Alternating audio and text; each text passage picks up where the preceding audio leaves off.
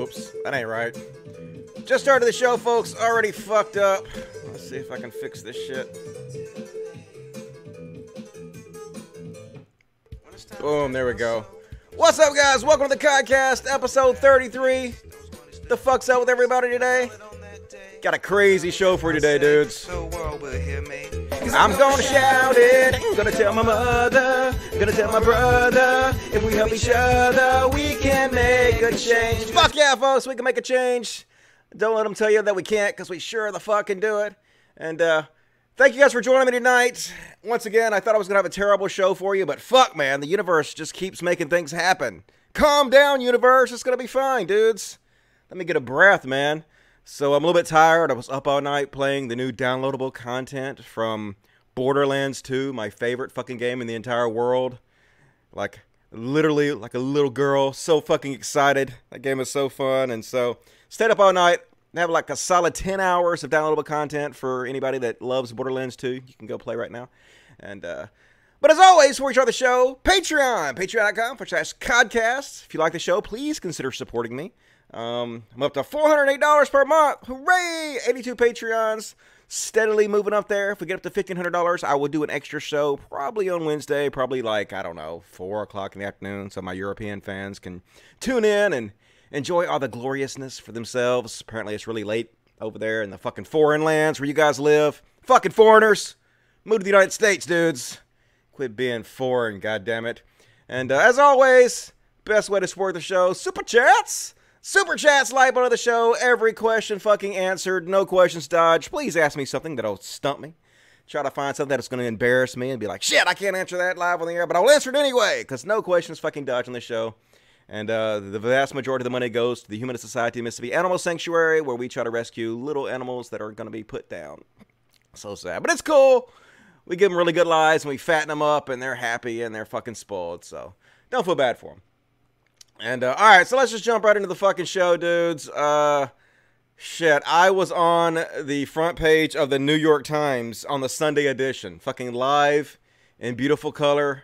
The #1 newspaper in the entire week was the Sunday edition, so, I was looking pimp. Let's take a look here. Boom, we did it, Mom! Fuck yeah, we made it! We made it! You and me, Mom. I want to thank all the little people, the Smurfs, Ben Shapiro, Danny DeVito. Could have done it without you guys. We're on top of the world, and I got no problem with this. Let's see what this article's about again. The making of a YouTube radical. Wait a minute. Maybe I should have taken a closer look. It appealed to me because it made me feel a sense of belonging. I was brainwashed. Maybe this is not the boon for my career I thought it was going to be.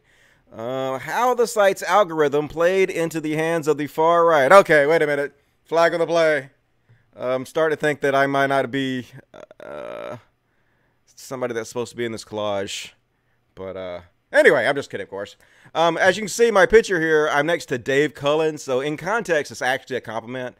He is alt-right adjacent, Christian, fundamentalist, tradcon, chud, who made a video about me when I came out against anti-SJWs and the alt-right, and he's one of these guys, amongst many, who made a video about me trying to shit on me. So basically, I guess whoever Caleb Kane, which this article is about, I think that this video was in his YouTube watch list.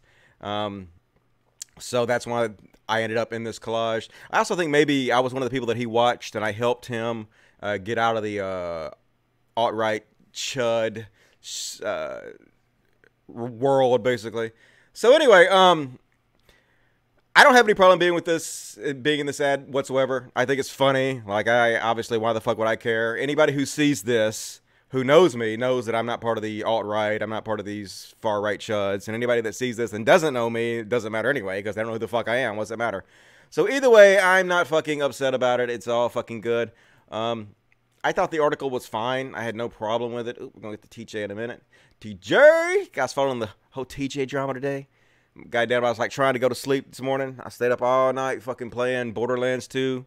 And so I was like, man, I got to get up in 8 hours and do a show. And then right before I fucking went to sleep, TJ blocked every fucking person on Twitter that follows me. talking about goddamn drama. And I was like, oh, shit, man, this is some prime-ass drama, and I can't go to sleep. So I was like awake, looking at the fucking TJ drama. Yeah, I ain't there yet. We ain't there yet. We're going to get there. We're going to get there. Patience. So anyway, I appreciate everybody that messaged me, and they were all concerned about the fact that I didn't win first prize in the New York Times biggest right-wing YouTube shithead list. But I am totally fine, people. Trust me. You know, to be honest, it was just an honor to be nominated. So don't worry about me. I'm standing tall on my own 2 feet.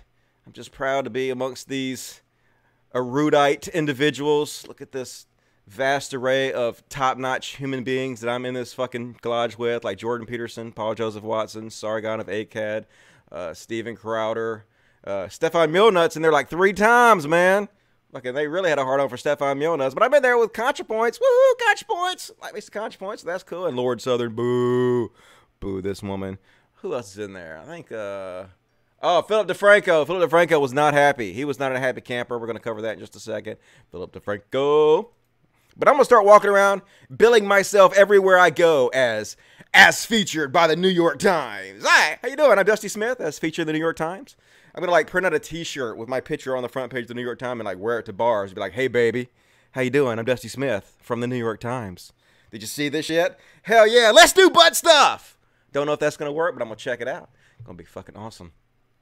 And next up, the one thing I noticed about this article is that a bunch of right-wing chuds are just trying to sell outrage over the collage, you know, because Phil DeFranco is in it and ContraPoints is in it, and so they're like, oh, they're just calling everybody outright. Oh my God, the fucking New York Times thinks everybody is a racist. Don't pay any attention to this article because fucking New York Times can't be trusted. Fake news, fake news. They even have Dusty Smith on the cover. Dusty Smith is not outright.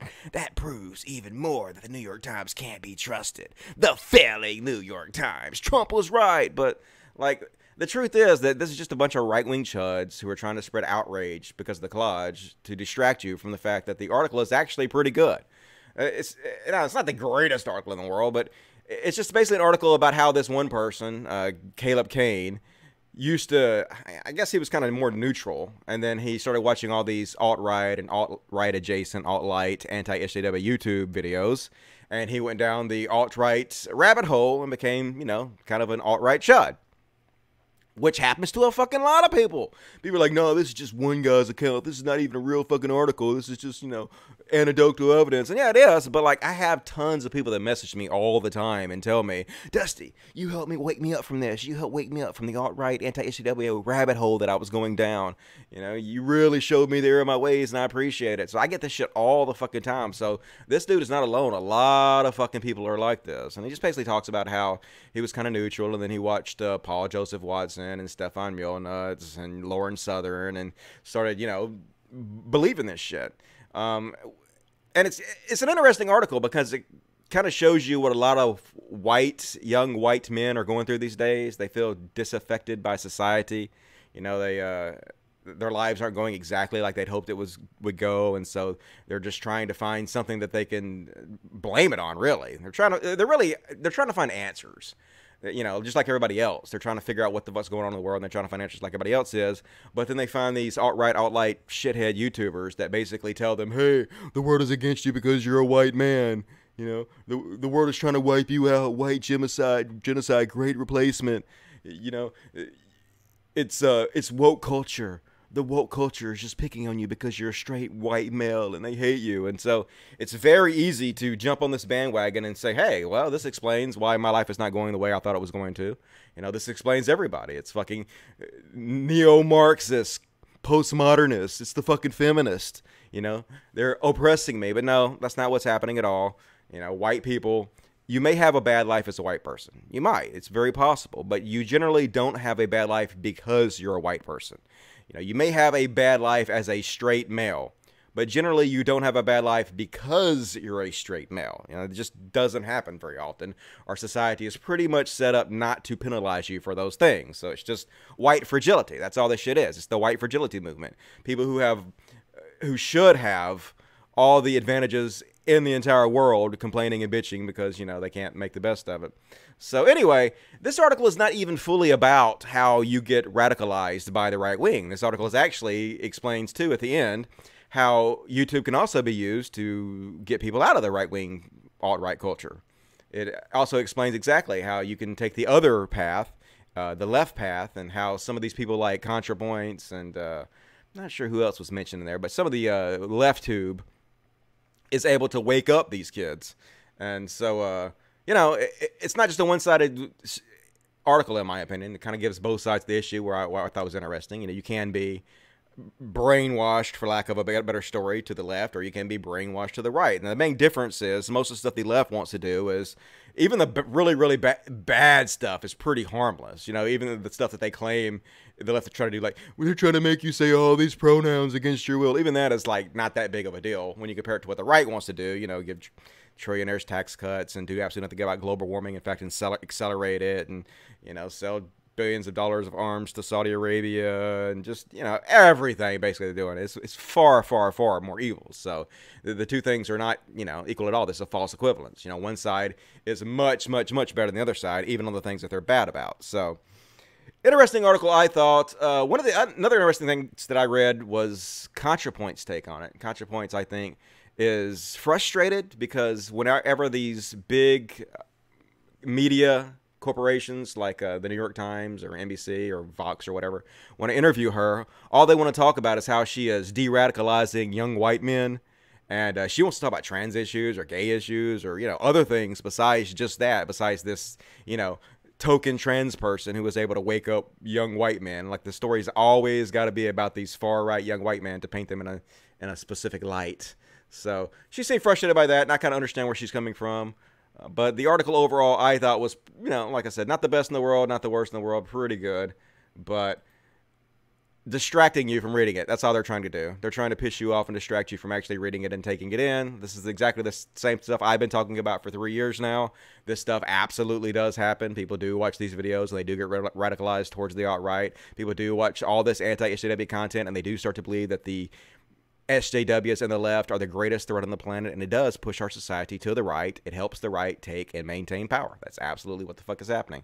And so Paul Joseph Watson bitching and complaining about it because that's all he does. His precious little snowflake he is. Paul Joseph Watson's like, made the front page of the New York Times, as did Philly D, a liberal news host who is now apparently radicalizing people to become right-wing extremists. It has nothing to do with the fact that he and I aren't controlled by giant corporations who are going bust. Honest, snowflake. And I'm like, dude, like, I made the front page of the New York Times right there with you. I thought it was hilarious.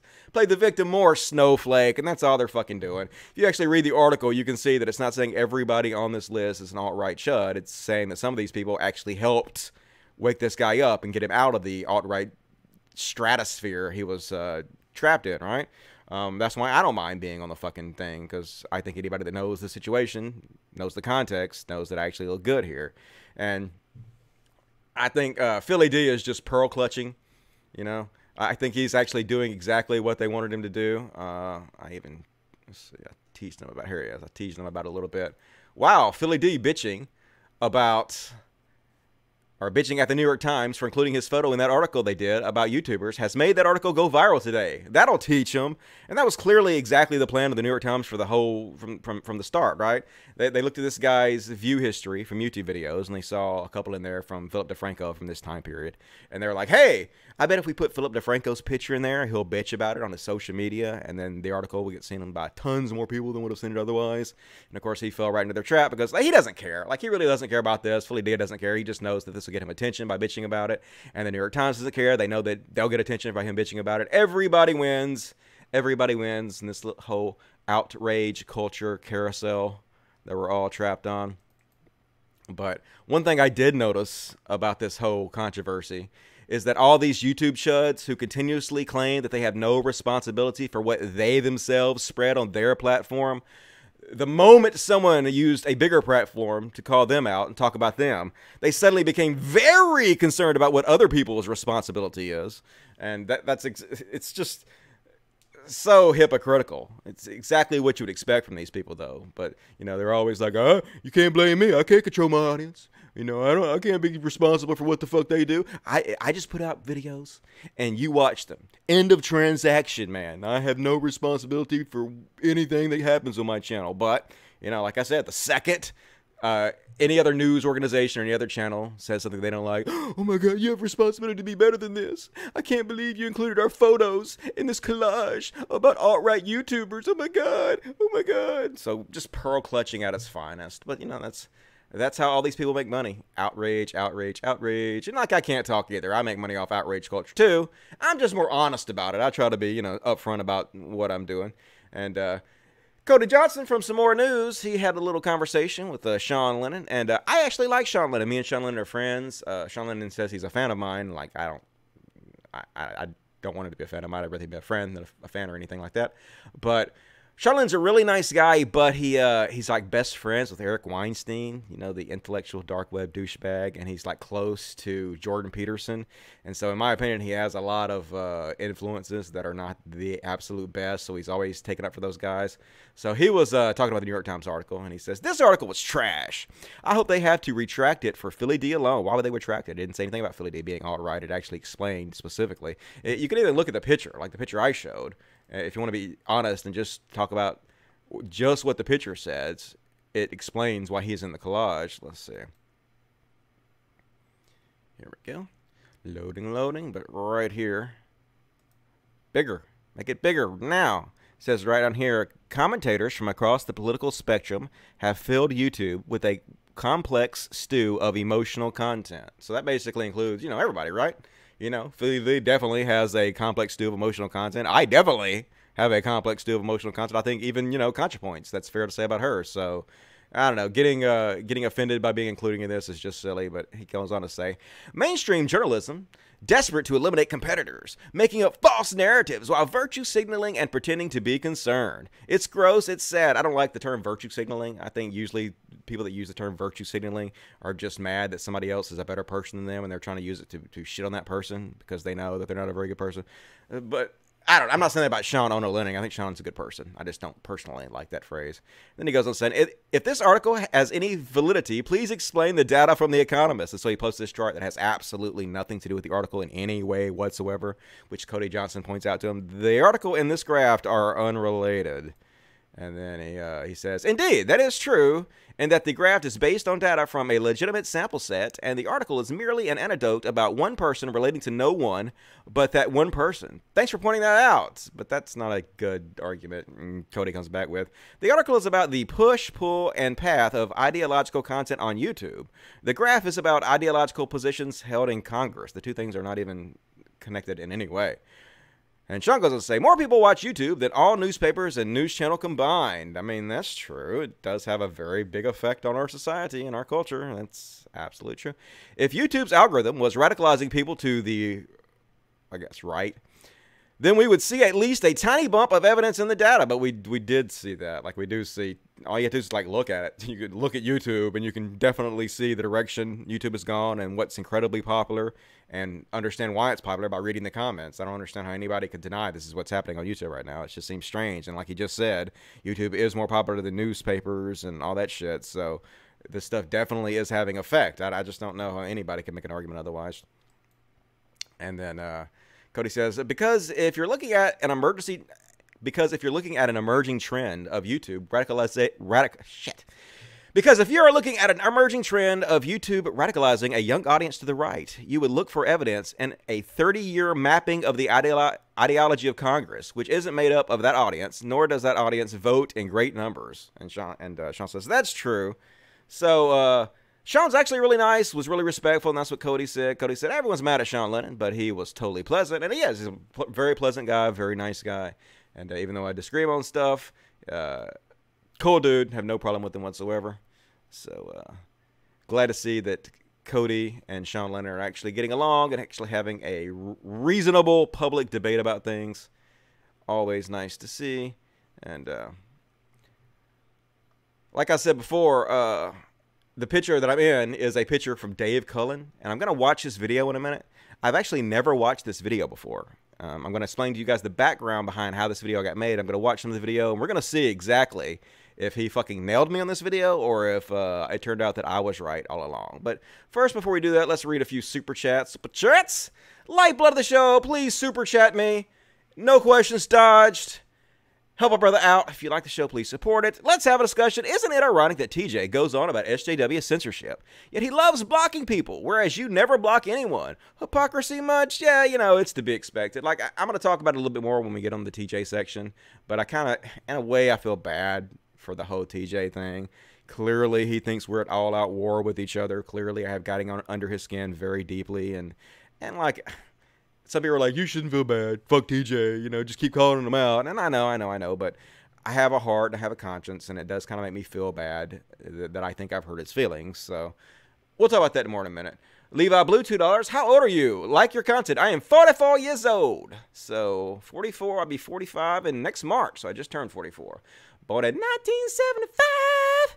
Hells yeah, old as shit. But I plan to live to be like 120, so I'm not even like a third through my life yet. Well, I guess that's technically not true, mathematically. Fuck math. Anyway, C. Bishop Davis, $2. TJ blocked all of your followers because us shives. Jay calls me shives too. So I don't have a single person blocked on Twitter or Facebook. I think there are some people blocked on YouTube now. I didn't do it. I think some of my moderators did it because people were spamming and trolling the chat room. But yeah, so... Oh, well, like, I have no problem being compared to Shives, but it is definitely hypocritical of him doing that, and clearly he is a little butthurt. But I don't blame him. I guess I would be, too, if I were him. $49.99 from Ratbag. Ratbag, my biggest supporter. How's it going, Ratbag? Good to see you, man. Hope you're having a good Monday. Why did you have to... Why did you have TJ block me on Twitter? I'm sorry, man. I'm such a fucking dickhead. It's all my fault. Actually, do you think any Dem should be excluded from the debates? I mean, yeah, it seems like we can't have, like, every Dem in the world debating or it kind of be convoluted or whatnot. I think probably you got to pick, like, the top, I don't know, 8 maybe and have them on stage. More than that, and it just kind of gets a bit much. I read something about certain criteria to be part of them. Yeah, I mean, I'm sure there are certain criteria. I guess you would have to be polling at a certain percentage, would be my guess, and I think that's probably fair.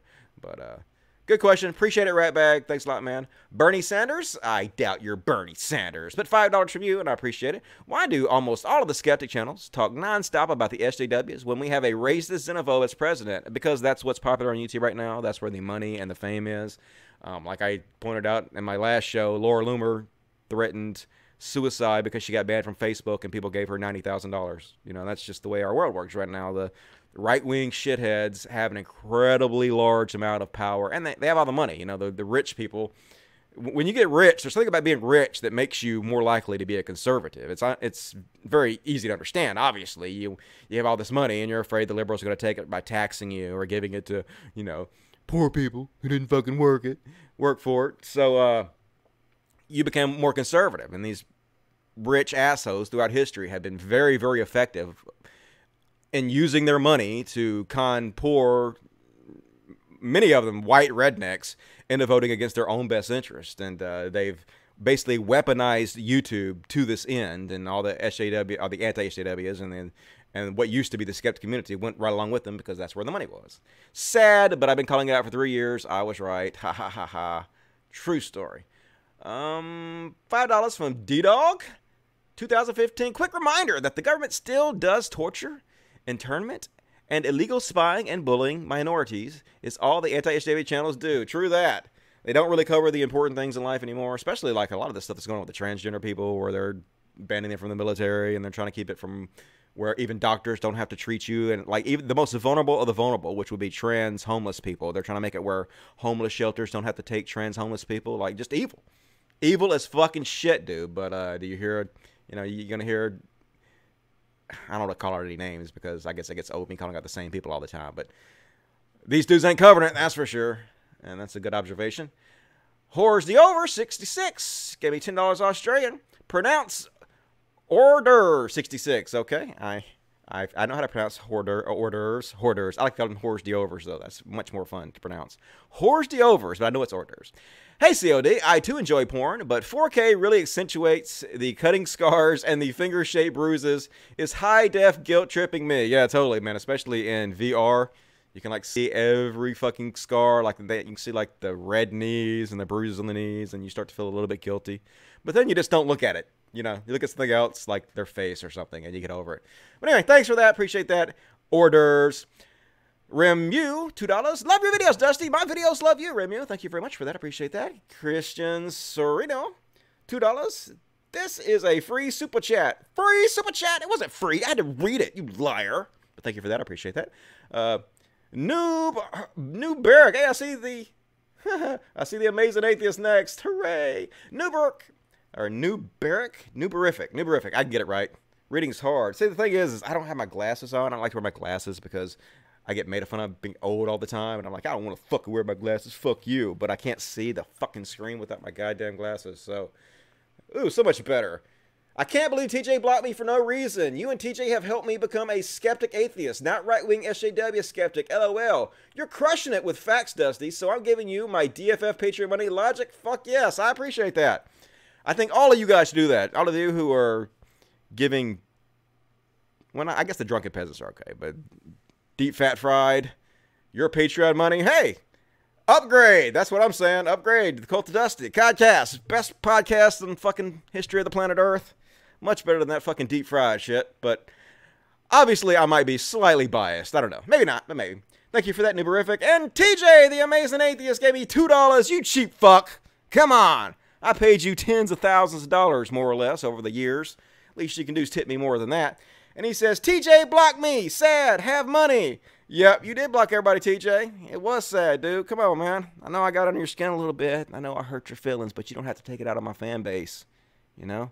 They didn't do anything to you, and lots of people that you blocked, they actually like you, man. They were following me because they don't like me, because they like you, because they're fans of you. A lot of them are your Patreons.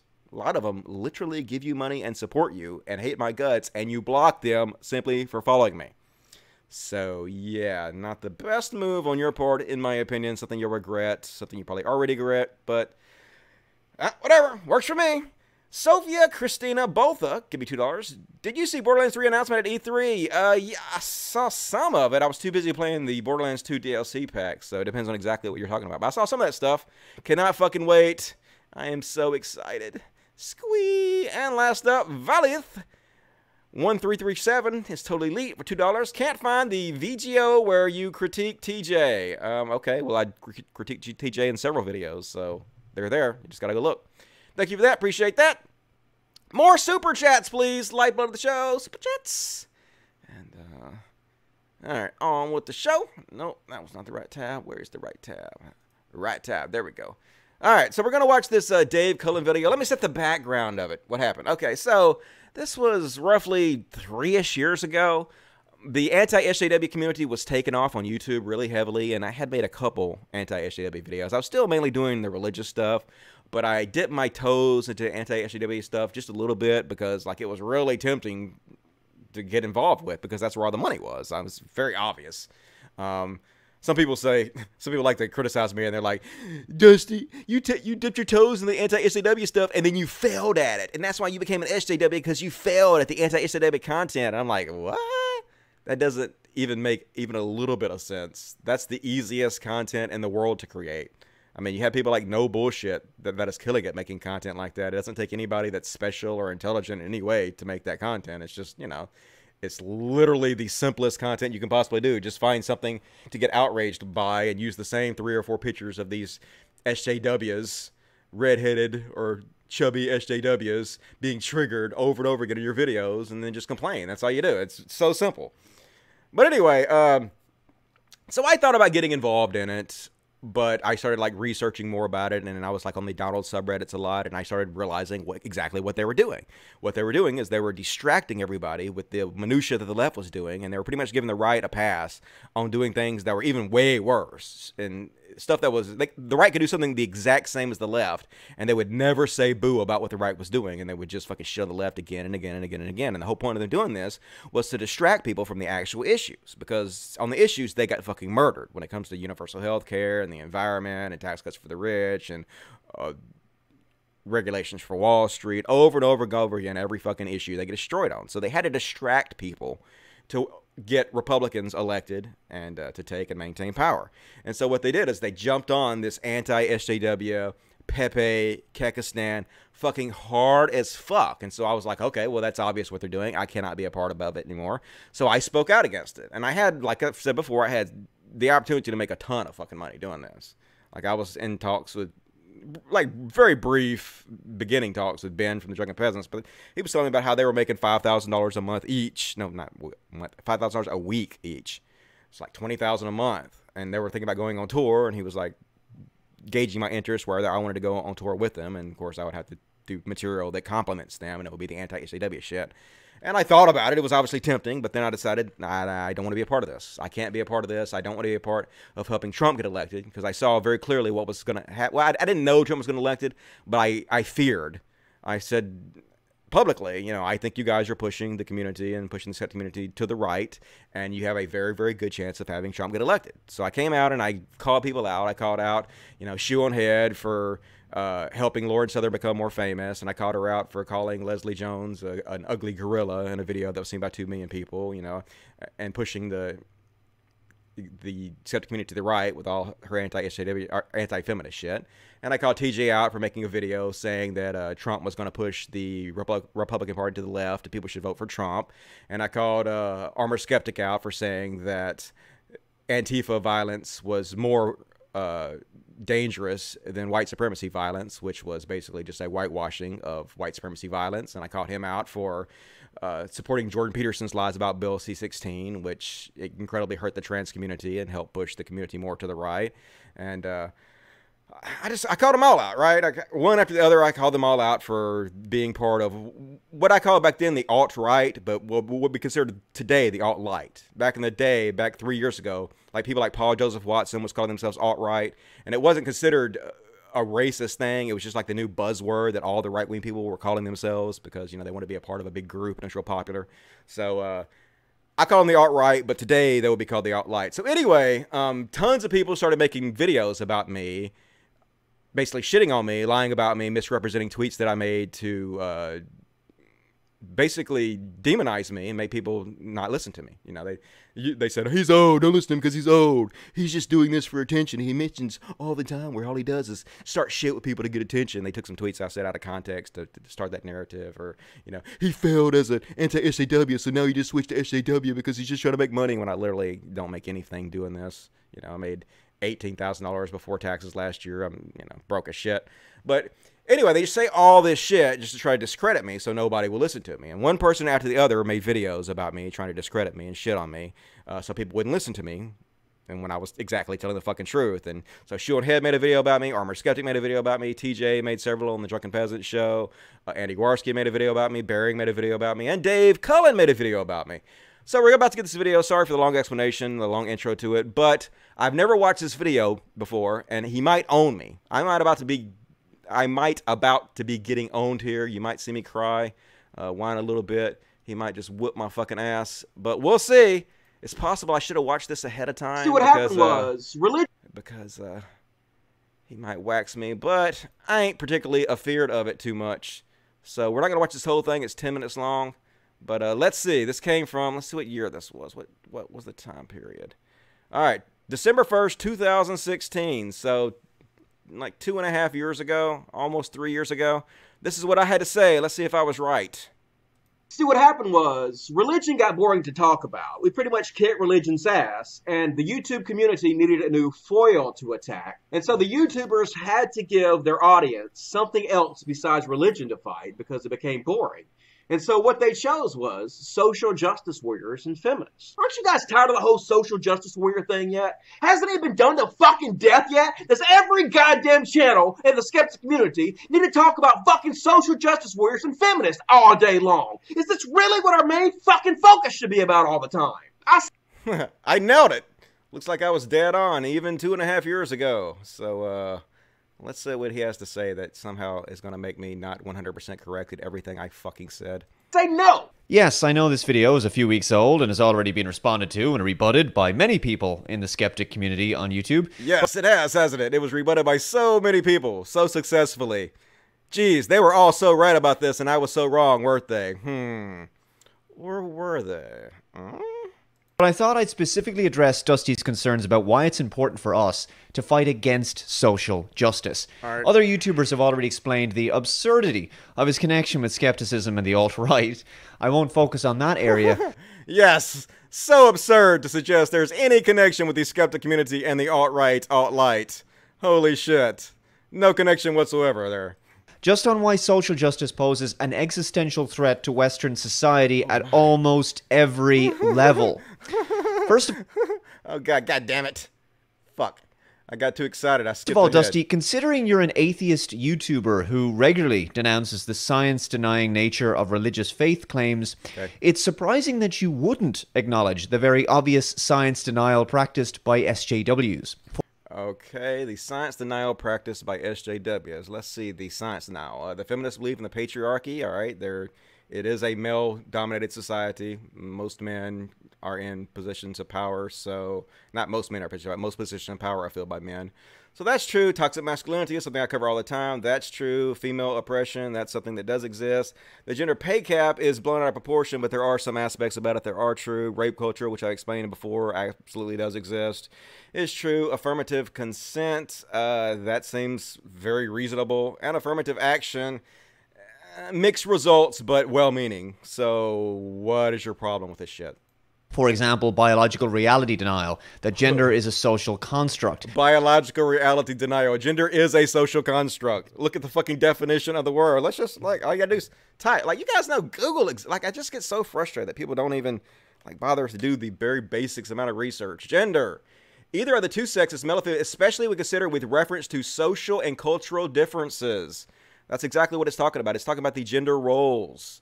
The social conditioning of fucking gender. That's what it's about. You know, the term is also used more broadly to denote range of identities that do not correspond to established ideas of male and female. So yeah, you don't know that there's a difference between gender and sex because you might know. Maybe you know, maybe you just don't give a shit, or maybe you know that your audience won't actually go look this up, or your audience doesn't care. They think they're the same thing because you're uneducated and your audience is uneducated and they don't bother to research anything that's new and different because new and different things are scary. But yes, they changed the definition of gender, where gender no longer means the exact same thing as sex. Gender is now basically a look at the societal roles thrust upon each individual based upon what society deems your biological sex to be. So anyway. Now, denial of empirical fact alone is not necessarily a problem, though as an empirical rationalist, it should nonetheless bother you. Where it becomes a problem is when such irrationality is backed by action. My point in all of this is that there are clearly demonstrable examples of how social justice represents a clear, present, and active danger to the fabric of civilized society. Okay, ooh. Girls are rubbing red paint on their face. Oh my God, Western civilization is about to be destroyed. Look at these college kids. Meanwhile, we got fucking Trump in the office who's accelerating climate change, fucking covering for Saudi Arabia as they kill American journalists. Just every evil action you can possibly think of. But no, this is what's destroying Western civilization, isn't it? These red paint women. Society. Christianity simply poses little to no serious threat to free speech or personal autonomy because its more extreme components have been ostensibly neutered. As you rightly point out, however... No. White supremacists, many of which are Christians, like we just had a major attack, right? And the dude who wrote a manifesto about it, an entire page was Bible verses. He specifically said he did this because of his Christian faith, so... Yeah, they're more neuter than they used to be, but to say they're not doing anything is just ridiculous. They're doing more than fucking SJW college students. However, Islam has had no such reformation and remains as theocratic and totalitarian as ever. However, you're failing to recognize the obvious means by which political correctness has contributed to exacerbating the rise of Islamic extremism in the West. Social justice is the activism by which political correctness is enabled. No. The extremism in the West that's been increased is white supremacy. I haven't seen any evidence that Islamic terrorism has increased in the West or that Islamic extremism has increased in the West. Just to the contrary of that, it's, you know, it's the right-wing groups that are the extremists right now, it seems like. So it wasn't so much like this 2.5 years ago when you made this video, but part of what I was talking about in this video was something that happened exactly like I said it was. People like you making right-wing chud videos, pushing people to the right, helped accelerate people to extremism. And that's exactly what happened, right? That's what I said. That's what happened. I was right. Keep going. Leftists refuse to permit open discussion of such a hot-button issue and prevent any such honest dialogue even beginning.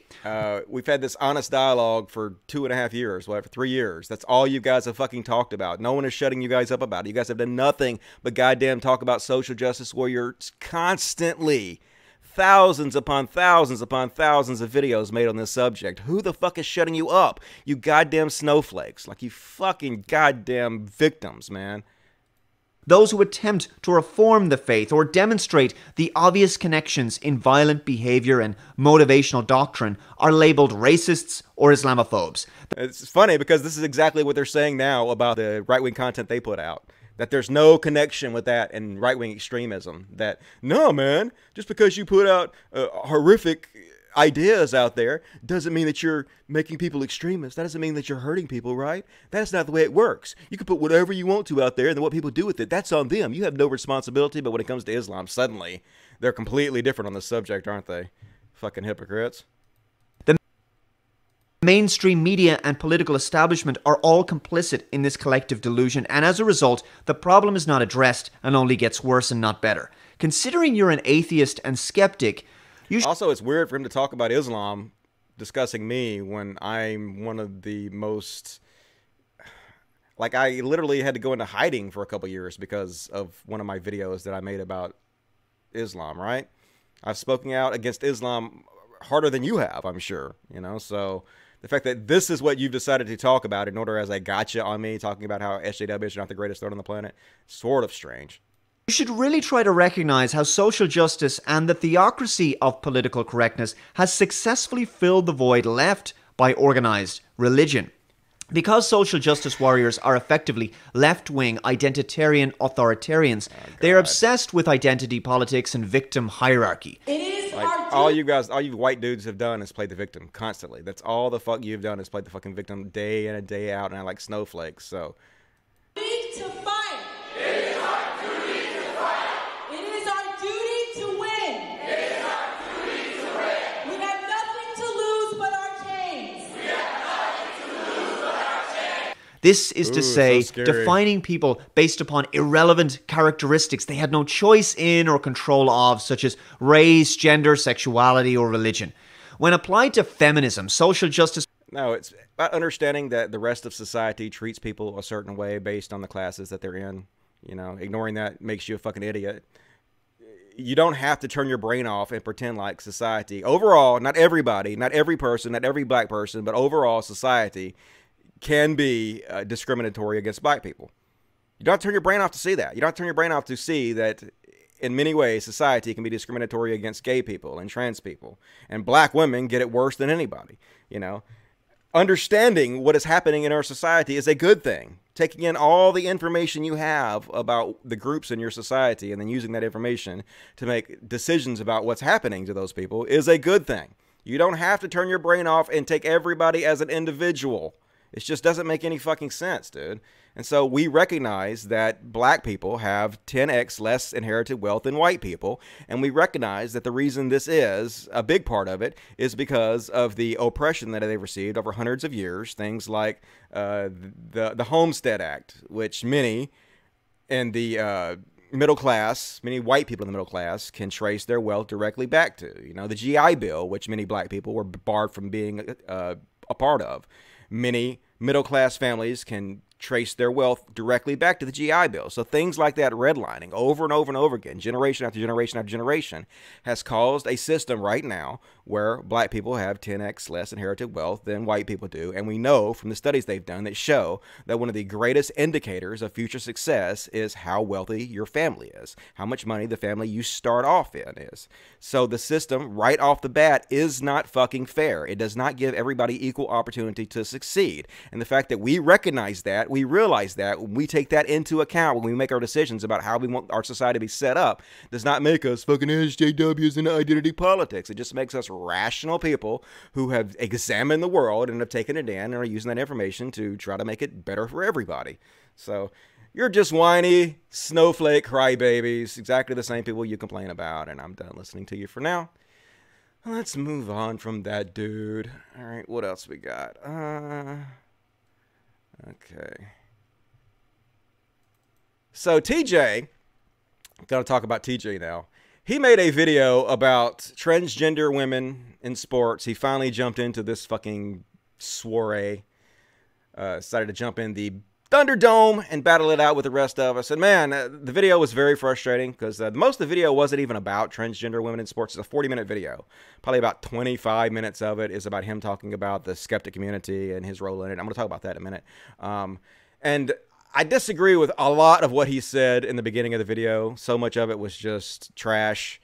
But I think he was very correct at the end of the video in a lot of what he said. So I'm going to kind of cover what he says in the video a little bit. And I responded, I'm sure it had nothing to do with this video at all. And obviously this video was done because I pulled him into this issue. And I think he's taken a lot of shit from his stances on trans people and non-binary people, and the fact that he made that last video where he kind of decided to take shot at certain non-binary people and shit on them some to add to the atmosphere of trans and anti-SJW hate that he helped create.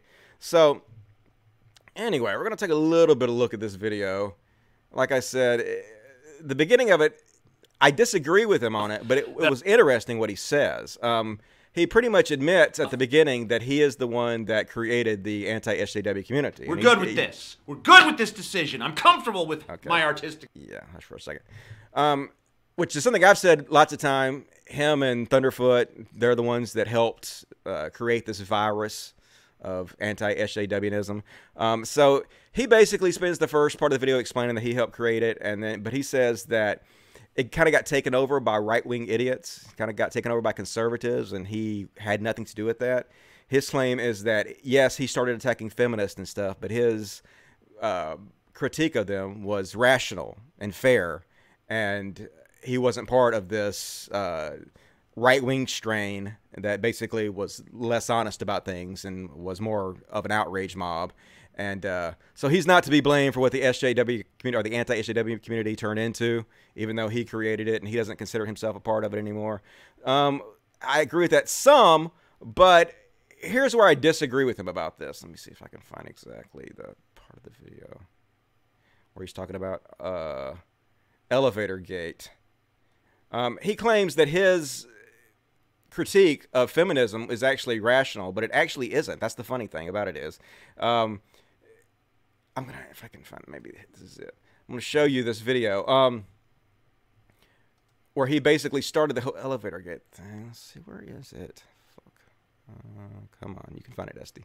Live shows, live shows. I should have looked ahead of time and found the exact fucking moment this shit I was looking for is. It's gotta be here somewhere. Keep scrolling to the video till you find it. Where the fuck is it? God damn it. Come on. You can do it, Dusty.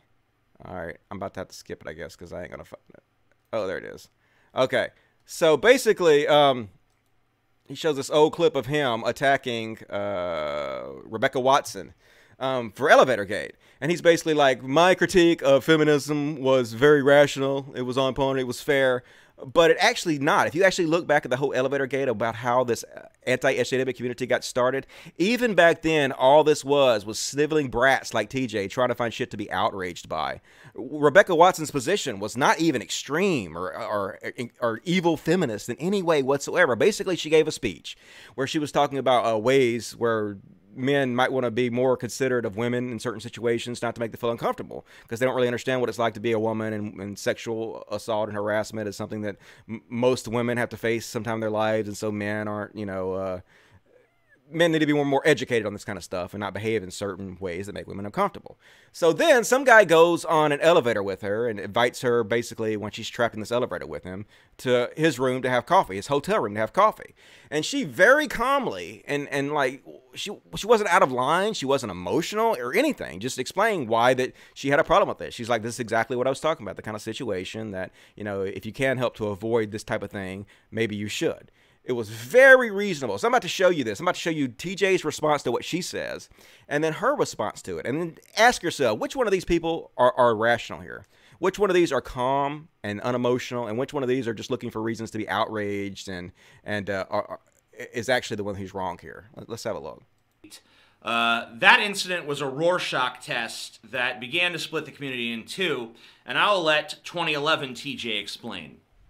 Recently, a great example of sexual repression by religion has come to my attention. There was a religious girl, she was attending a conference, and she got into an elevator with an acquaintance of hers, and this acquaintance basically said to her, "Hey, you want to come back to my room, get a cup of coffee?" And, you know, of course, most people in this situation would just be like, "No thanks," and then they go their separate way. But she decided that because of her religious programming, it was appropriate to lambast this guy publicly in a video as a degenerate pervert. Now, you might be wondering what religion this girl belongs to. Well, she happens to be a member of the Church of Radical Atheist Feminism.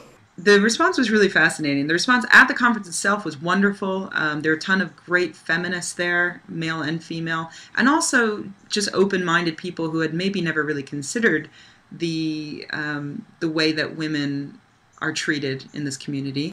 Yeah, that's a good one, ain't it? See how nice and rational she is? Like, she's respectful and nice. It's him that's being all emotional and, you know, verbose and if I had to pick one of these two people to be on their side, it would not be his. It's obvious what happened. It's obvious that back in 2016 or whenever, I guess it was 2011 or I don't know, whatever he said it was. Back in the olden days when TJ started the anti-SJW content, they were just looking for shit to be outraged by because religion had got boring and people needed something new to attack, and TJ just went out there to look for anything he could blow out of proportion and be a little emotional teenager about. So the fact that he thinks that he started this shit, but he was rational and he was doing, you know, for the right reasons from the very beginning, it just shows his ego. It's not. You were ridiculous from the whole beginning. Your attack on feminism from Jump Street was wrong, and you helped start this fucking crazy trend that helped Trump take and maintain power. That's helped the right take power, you know? And I know you don't want to own up to it, but, you know, you should. You should realize what you've done because you could help undo some of it if you really wanted to, but for some reason you don't feel like you have any responsibility for it. So anyway, I'm going to jump ahead to something else he said at the end. He gets this so wrong, and it's so frustrating. What he says here is totally not true, and then what he says is totally true. So it's frustrating because he's like half 100% right and half 100% wrong. So here's his take on the whole essence of thoughts, rationality rules, transgender in sports, drama. Here's what he thinks happened, and he's wrong about it.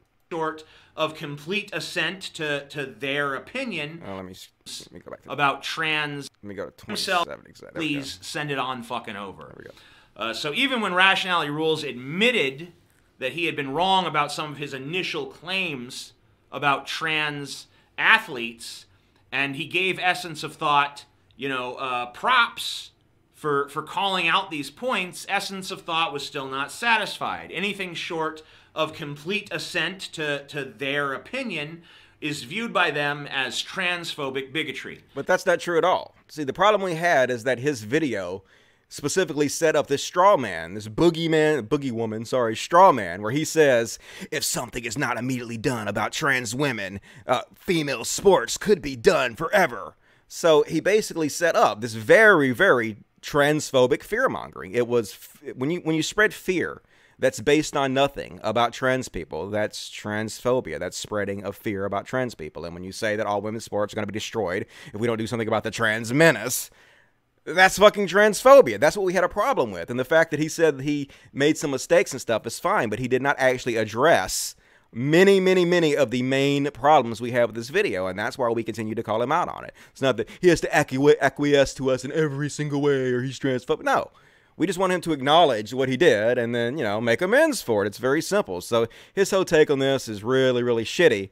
He basically shits on Essence of Thought, who's done a pretty good job overall, I think, on this subject.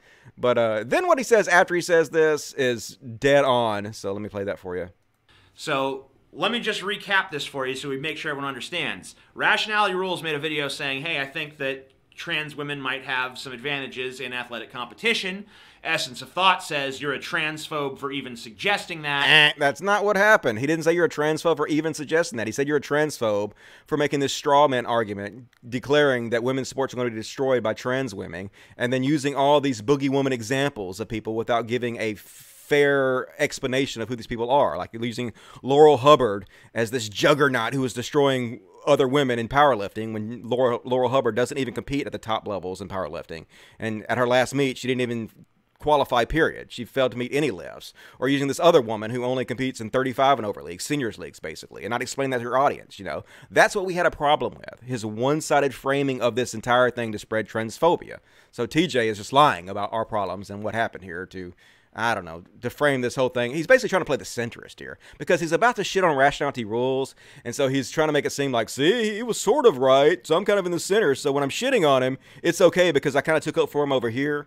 I see the framing he's doing, but it's bullshit. But anyway, he's about to tell the truth, so hit it, TJ.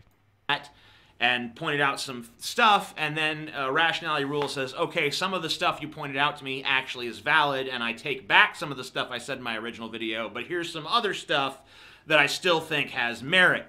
So that's what's happened so far. But here's what bothers me about this entire fucking trans athletic debate, and it's something that I'm afraid just can't be gotten around. If you accept that trans women are women, then you have no argument for excluding them from sports. Sorry. True. You just don't. Yep. Yeah, that's right. I'm kind of taking Essence of Thought's side on this one. I'm surprised too. You know, as much as I prefer Rationality Rules as a content creator, and probably as a person over Essence of Thought, he's taking up a position here that I see as fundamentally untenable. Yep. If you say that trans women are not real women, then you can make an argument for excluding them on that basis. If you say that trans women are real women, then you should accept that one of the consequences of making that statement and taking that position is that they have every right to compete against other women. And any advantage that they do have, whether you can prove that they have it or you can't, and I think that they, by the way, just for the record, I think they almost certainly do have advantages in at least some sports, but it just doesn't matter. You just have to chalk those up to circumstances of birth. So basically, I agree with TJ here. He's saying that if you're saying trans women are real women, but then you don't want to compete with real women, cis women, in sports, then you're basically just playing lip service, right? You're just patronizing them. You're condescending them. So that was TJ's point, and I totally agree with TJ. I got to give him props if he's coming out on the right side of an issue. You know, I have to, like, give him a shout out. If I'm going to shit on him for when he does wrong, then I have to pat him on the back for when I agree with him. But that's about to be the end of the patting on the back because we're about to begin shitting on him again. But at least he came around on that issue. At least he's putting himself publicly on the right side of it, in my opinion. So kudos for that, even though I think the rest of your video was pretty lackluster and shitty. I think, yes, you created the anti-SJW community in large part. Yes, you helped spread the narrative that SJWs were a major problem and in ways on par with the right, as much as being a threat to Western society, which is absolutely ridiculous, and I think that you should own up to it and help fix it. But I can't make you do shit, right? So, yeah. So then today, TJ decides he's going to block every single person on Twitter that is following me. Literally did it. No lie. This happened today. TJ went and blocked all of you motherfuckers. He blocked people that were supporting him on Patreon. Literally blocked people who were sending him money. He blocked people that hate my guts, who only follow me to shit on me. Fans of his, he blocked. He basically, I guess, used a block bot like Steve Shives. I guess that's what he did. Blocked all of Dusty's followers because I no longer wish to be exposed to toxic stupidity. So, seems a little snowflake. He needed a safe space, I guess. Needed a safe space for my fans. You guys were bullying TJ, being mean. You guys better leave TJ alone. He's sensitive and shit. But here's the weird part. He didn't block me. He blocked everybody but fucking me. So basically, he blocked anybody who might back me up. Any of my fan base who might, you know, shit on him or criticize him or give him constructive feedback about anything. Got rid of all them, but still I'm there because he wants to spy on me. Still wants to be able to see what I'm saying and shit on me from time to time, but he doesn't have the guts, the intestinal fortitude to take the slings and arrows from my audience when he comes and criticizes me. So, I don't know. A little bit soft there, but yeah, he's taking a lot of shit for it. Taking a lot of shit. Unsurprisingly, like, let me go here and let me search for blocked by TJ. That was a something that was sort of trending today. Get off. Fuck you. Search Twitter. Hashtag blocked by TJ. Boom. Let's see how many blocked by TJs we have. It's not going to be that many or anything, but there are some. Let's see. Latest. Boom. Yep. TJ blocked you. I was blocked by TJ. Yep. He was blocked by TJ. Everybody blocked by TJ. TJ blocked him too. TJ's a pussy. TJ blocked this dude. The beautiful self-destruction of TJ Kirk. Oh yeah, blocked by TJ. Y'all know I had to be on that blocked by TJ train. Hells yeah. Pride Punky Perry. So anyway, yeah, he went full Steve Shives. Everybody accuses me of being Steve Shives, right? But TJ has publicly shit on Steve Shives for blocking people. And you don't believe me? Somebody made a video to point it out. Like to hear it? Here it go. Blocked! You're blocked! That's the classic Steve Shives maneuver. Blocked! Blocked, yeah, that's another thing about Steve Shives. Even if you don't know who he is, even if you've never heard of him before I made this video, he's probably blocked you on Twitter. He probably has. Go see for your fucking self. Go to your Twitter. If you have a Twitter, go to your fucking Twitter. Go to Steve Shives' Twitter. You're blocked. Blocked! Hypocrite. You're blocked! Hypocrite. Even if you don't know who he is, even if you've never heard of him before I made this video, he's probably blocked you on Twitter. So he just repeats this over and over again as he shows people like, I've never interacted with TJ, don't know anything about him, and yet he blocked me. So exactly what he accused Steve Shives of doing. Think you might be a hypocrite, TJ. Don't think this is going to be very good for your career. But do what you got to do, dude, I guess, you know. I clearly got under his skin a little bit, and here you go. At Steve Shives, at Amazing Atheist. Corporate needs you to find the difference between this picture and this picture. Doesn't look like anything to me. Isn't that right? But I wouldn't, feel bad about being compared to Steve Shives if I were you, TJ. Even though you've shit on Steve Shives for years and years and years, he's actually kind of a nice person, and he does good work if you actually watch his video instead of watching other people's videos about him.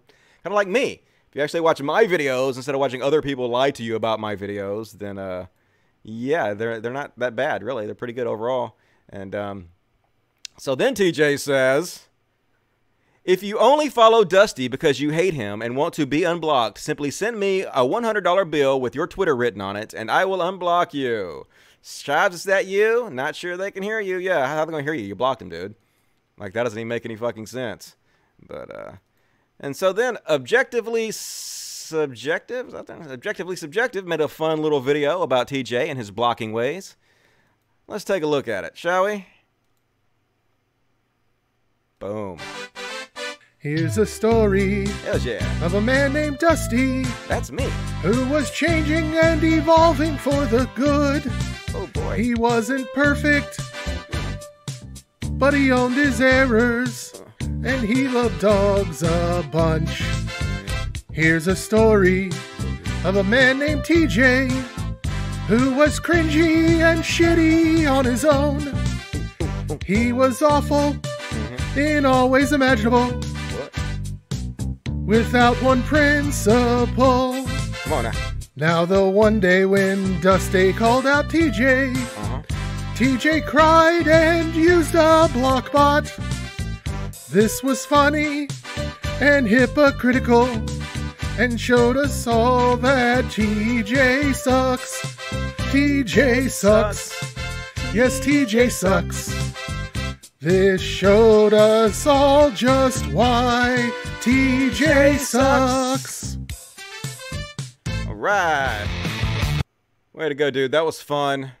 I feel bad though. Like I was saying earlier, I do feel bad about TJ obviously having his feelings hurt. But then he responds to me and he says shit like this. Ain't no one scared of your old ass. Annoyed more like it. Yeah, no one's scared of me. Then why the fuck did you block every single goddamn one of my followers? It seems like a little bit of fear to me. I mean, that's way beyond annoyed. These people, most of them, never even interacted with you, right? They never talked to you, never tweeted at you, and you blocked them anyway. That kind of sounds fear. I know they always say the same thing. You're old, Dusty. You're so old. Oh my God. And it's fine. Like, I don't even consider that an insult anymore. That's kind of a compliment. If that's the best thing you can say to try to shit on me, it's like, okay, You're just kind of making fun of yourself, not me. Keep it up, please. Making me look good. But I still feel bad. Even though he responds to me like that, I still fucking feel bad. Because, you know. Hello, everyone. I think TJ is kind of sensitive deep down inside. And, you know, I don't know. He's a human being just like everybody else is. And I feel bad about him feeling like everybody's bullying him or ganging up on him and shit. But at the same time, you know, it's because of your actions, man. It's because of what you're doing. I mean, no one forced you to block everybody who followed me. That's just an unforced error on your part. So anyway, we're going to talk about this video from Sean Jen. So we're shitting on TJ, and this is fucking so classic. I'm not going to play the whole video, but if you guys have never seen this video before, highly recommend it. It's called So About That Amazing Atheist Video. And so basically this entire video is TJ complaining about white racism, about anti-white racism. Oh, it's so tough to be a fucking white man. And so he's trying to convince people that white people are not racist. So he does it by making racist stereotypes and impressions of Middle Eastern people and African, like black people from Africa. And it ends in hilarity. So I'm going to play this 4-minute section from Sean, and you can watch the whole thing for yourself. It's really, really amazing. My estimate, anyway. So let's watch the rest of TJ's response, and fair warning, it's about to get a little weird.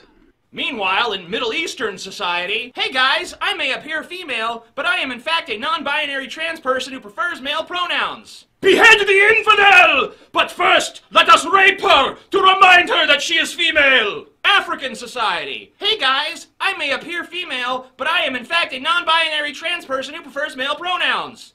She is a witch! She eats the poo-poo! Let's chop her up into pieces, then burn the pieces! So it'd be easy to just dismiss that bit as nothing but lazy racist jokes made by a lazy racist man, because that's what it was. But let's talk about it anyway. So first off, I'm white, and if I were trying to disprove that all white people were racist, my first priority would be to ensure that while I was arguing my case, I didn't start doing a bunch of racist impressions. TJ really fell at the first hurdle there. So I've been making videos for a while now, and one thing that happens is you start to notice certain things in other people's videos that maybe you didn't pay attention to before. You know, for instance, before I went through the process of making videos myself, I never used to notice or think about stray frames. And there's one earlier in TJ's video. It's right here. And that happens when you make a cut at the wrong time and accidentally leave in 1 or 2 frames that shouldn't be there. And I'm certainly guilty of that too. And I'm also thinking more about how certain visuals are created. You know, for those of you that don't make videos, I want you to go through the process of how you'd go about creating this image. So let's think it through, okay? You're a lazy racist, and you want to do a lazy racist impression of some African men. Now, first things first, you need a photograph of some African men. So what do? You go to Google image search, you type in African men, and it's right there. And I'm not kidding, when I decided to find this image, it took me approximately 4 seconds. That's how lazy TJ is. Now, because you're a lazy racist, you don't think, oh, I wonder who these people actually are. Where did this image come from? This is classic.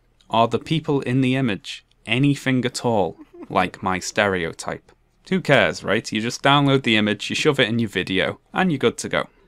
However, and I realise I have a somewhat monotone voice, but what you're hearing right now is excitement. If we click on the image, we can see where it came from. And excuse my language, it's a fucking screen cap from a YouTube video about stereotypes of African men. I shit you not. We are likable and friendly guys. And we are even on Facebook. We are more than a stereotype. Let's change the perception. Oh, TJ. Hilarious. TJ? You dumb fuck. They're a bunch of university students talking about how they're stereotyped as violent and stupid. And what did you say? She is a witch! She eats the poo-poo! Let's chop her up into pieces, then burn the pieces! But you don't really think of us that way, Yes, do you? he does. Yes, he does. Oh, I'm sorry, seemingly friendly African man. Apparently we do think of you that way, because we're racist and too lazy to do even the bare minimum amount of research. Maybe making fun of TJ is shooting fish in a barrel. He's a joke. Obviously. I get it. But the person who told me to... Anyway, hilarious. That is just so funny. That is classic TJ. Gonna fucking make racial stereotypes about people from a video about how they don't want to have racial stereotypes made about them. Oh, God, TJ. But anyway, what you guys think about that? Let me know in the fucking chat. I go back through at the end of every show and I read all you guys' chat messages and the side over there. So be sure to let me know what you think of TJ and that video from Sean. Hilarious, hilarious stuff. And Steven Crowder, what a comedic genius this guy is. Conservative comedy is just top fucking shelf. Steven Crowder be like, if a feminist is raped in the forest and no one is around to hear it, is she still heinously unattractive? Get it? It's okay if you rape feminists because they're ugly. They're all ugly. Every one of them are heinously ugly. And so jokes about raping them are funny because they're feminist. Who cares? This guy makes millions of dollars a year. Literally, because of this recent controversy, he just gained like another 3 million subscribers. This is what our society rewards over and over again. Don't kill yourself, folks. I know it's very depressing. I know to think that these shitheads who have no understanding of even the basics of comedy have people that worship them and think that they're comedic geniuses. But just kind of got to accept it. And speaking of comedic genius, of Steven Crowder, doesn't get any better than this. This is definitely not a hacky, old, outdated stereotype that should have been retired 100 years ago, is it? Let's have a look, shall we? Of China. Oh, yeah. Definitely not cringy, racist at all. Man, just seriously. It's like, I was better than this in junior high. Like, even my junior high level of jokes, my 8th grade level of jokes are better than this dude. It's just, it's not that I'm offended. I'm not offended because it's racist. I'm offended because it's hacky. Because as a comedian, this is like the most simplest, childish joke you could possibly think of to do. It is the most bottom of the barrel, easy shit. And it's just insulting. It's insulting to my intelligence. And it gets even worse. This is the kind of material this motherfucker is putting on his show. Like, seriously. I'm trying to find words to use instead of cringe, but, like, what is a better word to use for this than cringe? Someone please help me out. Help me find something that's better than this for cringe. You compare black people to a monkey eating a banana? That's fucked up! So hilarious. You compare black people to a monkey eating a banana? That's fucked up, says the Asian man cooking a dog. So many racist stereotypes. Isn't it hilarious? See, they reference one racist stereotype by doing another racist stereotype. Now that's layered comedy, folks. It just don't get no better than that. That's a thinker right there. You really have to go, wow. I learned something new from Crowder's comedy. It's funny because it's true. No, it's just...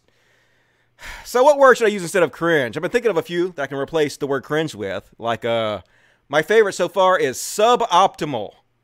This video is suboptimal. What do you think? How about unhelpful? Putting out shitty videos like this that do nothing but further perpetuate racist stereotypes is unhelpful. How about not amazing? Steven Crowder putting out this racist bullshit is not amazing. I don't know. Cringe. Cringe sounds better to me, but I'm trying to stop using that as a crutch so much. And, so I guess we'll finish up with the Steven Crowder stuff before I read more of the super chats. But get in your super chats, please. More super chats. I'm about to read those. But, so, Steven Crowder went on Fox News, and he's done this before. He's been repeatedly going in public and lying about how he was attacked.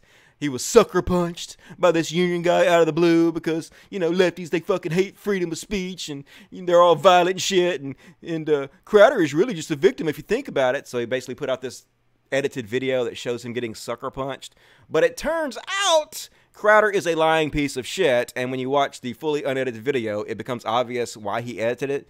It looks to me like Steven Crowder attacks this guy, edits out the part where he attacks the guy, and then cues it up to the point where the guy punches him to make it look like Steven Crowder was the victim. Vic Berger took him to task for this, and this is not actually the video I wanted. Let's see if I can find the video I want.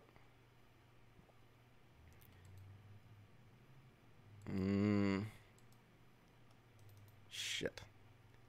Let's see if I can find it. I thought this was it, but this is the short. There was two videos. One is the short version and one is the longer version. Yeah, this is the version. In one version, he turns to the camera guy and he says, "Let's do this." And then, here we go. Here's the longer version. All right. Yeah, Vic Berger did a great job. This minute is 3 minutes and 22 seconds. And I'm going to go ahead and play the whole thing because I think it's important just to show you exactly what a lying piece of shit Steven Crowder is. And then I'll show you, there's actually another clip Vic Berger put up where he turns to the cameraman right before he knocks this guy down and says, "Let's do this." And then the cameraman kind of turns the camera away a little bit to show, or to basically not show, where Steven Crowder apparently pulls this guy to the ground. And then he turns the camera right back in time to see the guy like attack Crowder and defend himself. So let's see Steven Crowder being a lying piece of shit here. Steven joins us now live from Grand Rapids. Good morning to you. I guess the obvious question is, are you okay and how are you feeling?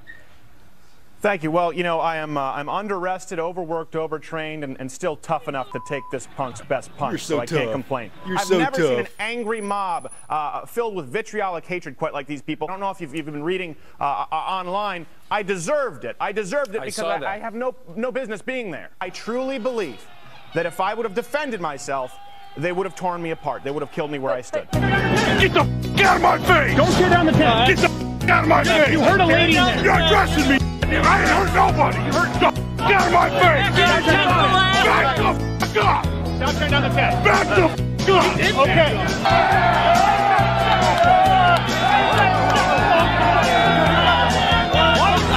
You just assaulted me, buddy! There's that. So basically, he turns to his cameraman. He says, "Let's do this." And this is what it appears like. There's no video of this, but this is what it appears that happens. It appears that he turns to the cameraman and says, "Let's do this." And the cameraman turns the camera and he grabs this guy's arm or something and he pulls the guy to the ground. And then the guy jumps up and defends himself from Crowder, and Crowder acts like he was attacked out of nowhere.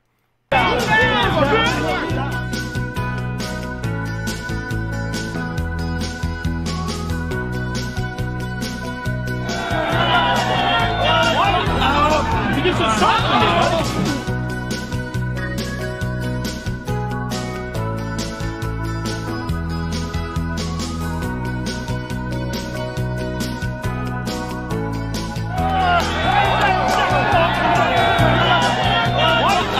You just assaulted me, buddy!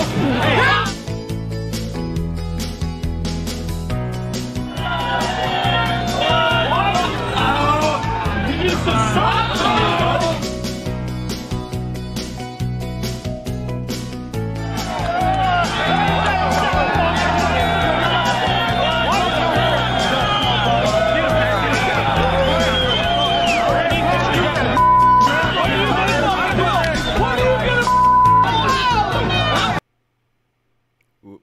What are you doing? So the guy's on the ground now. I guess it's just part of the video that's loading there. And then he gets up. So the guy's thrown to the ground. Like, he gets up, and it's clear that he thinks Steven Crowder threw him to the ground. Now, you can't see how he actually got thrown to the ground.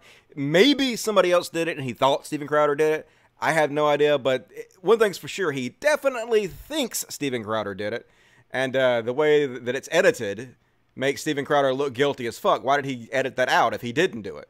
So, we'll watch the whole thing again.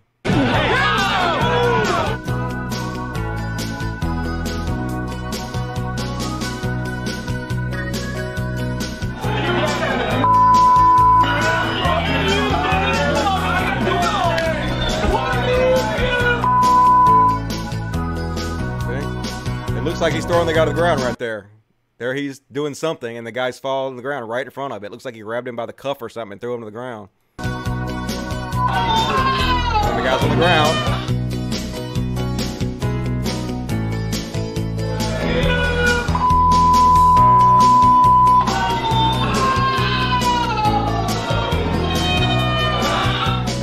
on the ground, and the first thing he does when he gets up, he's like, Steven Crowder did this.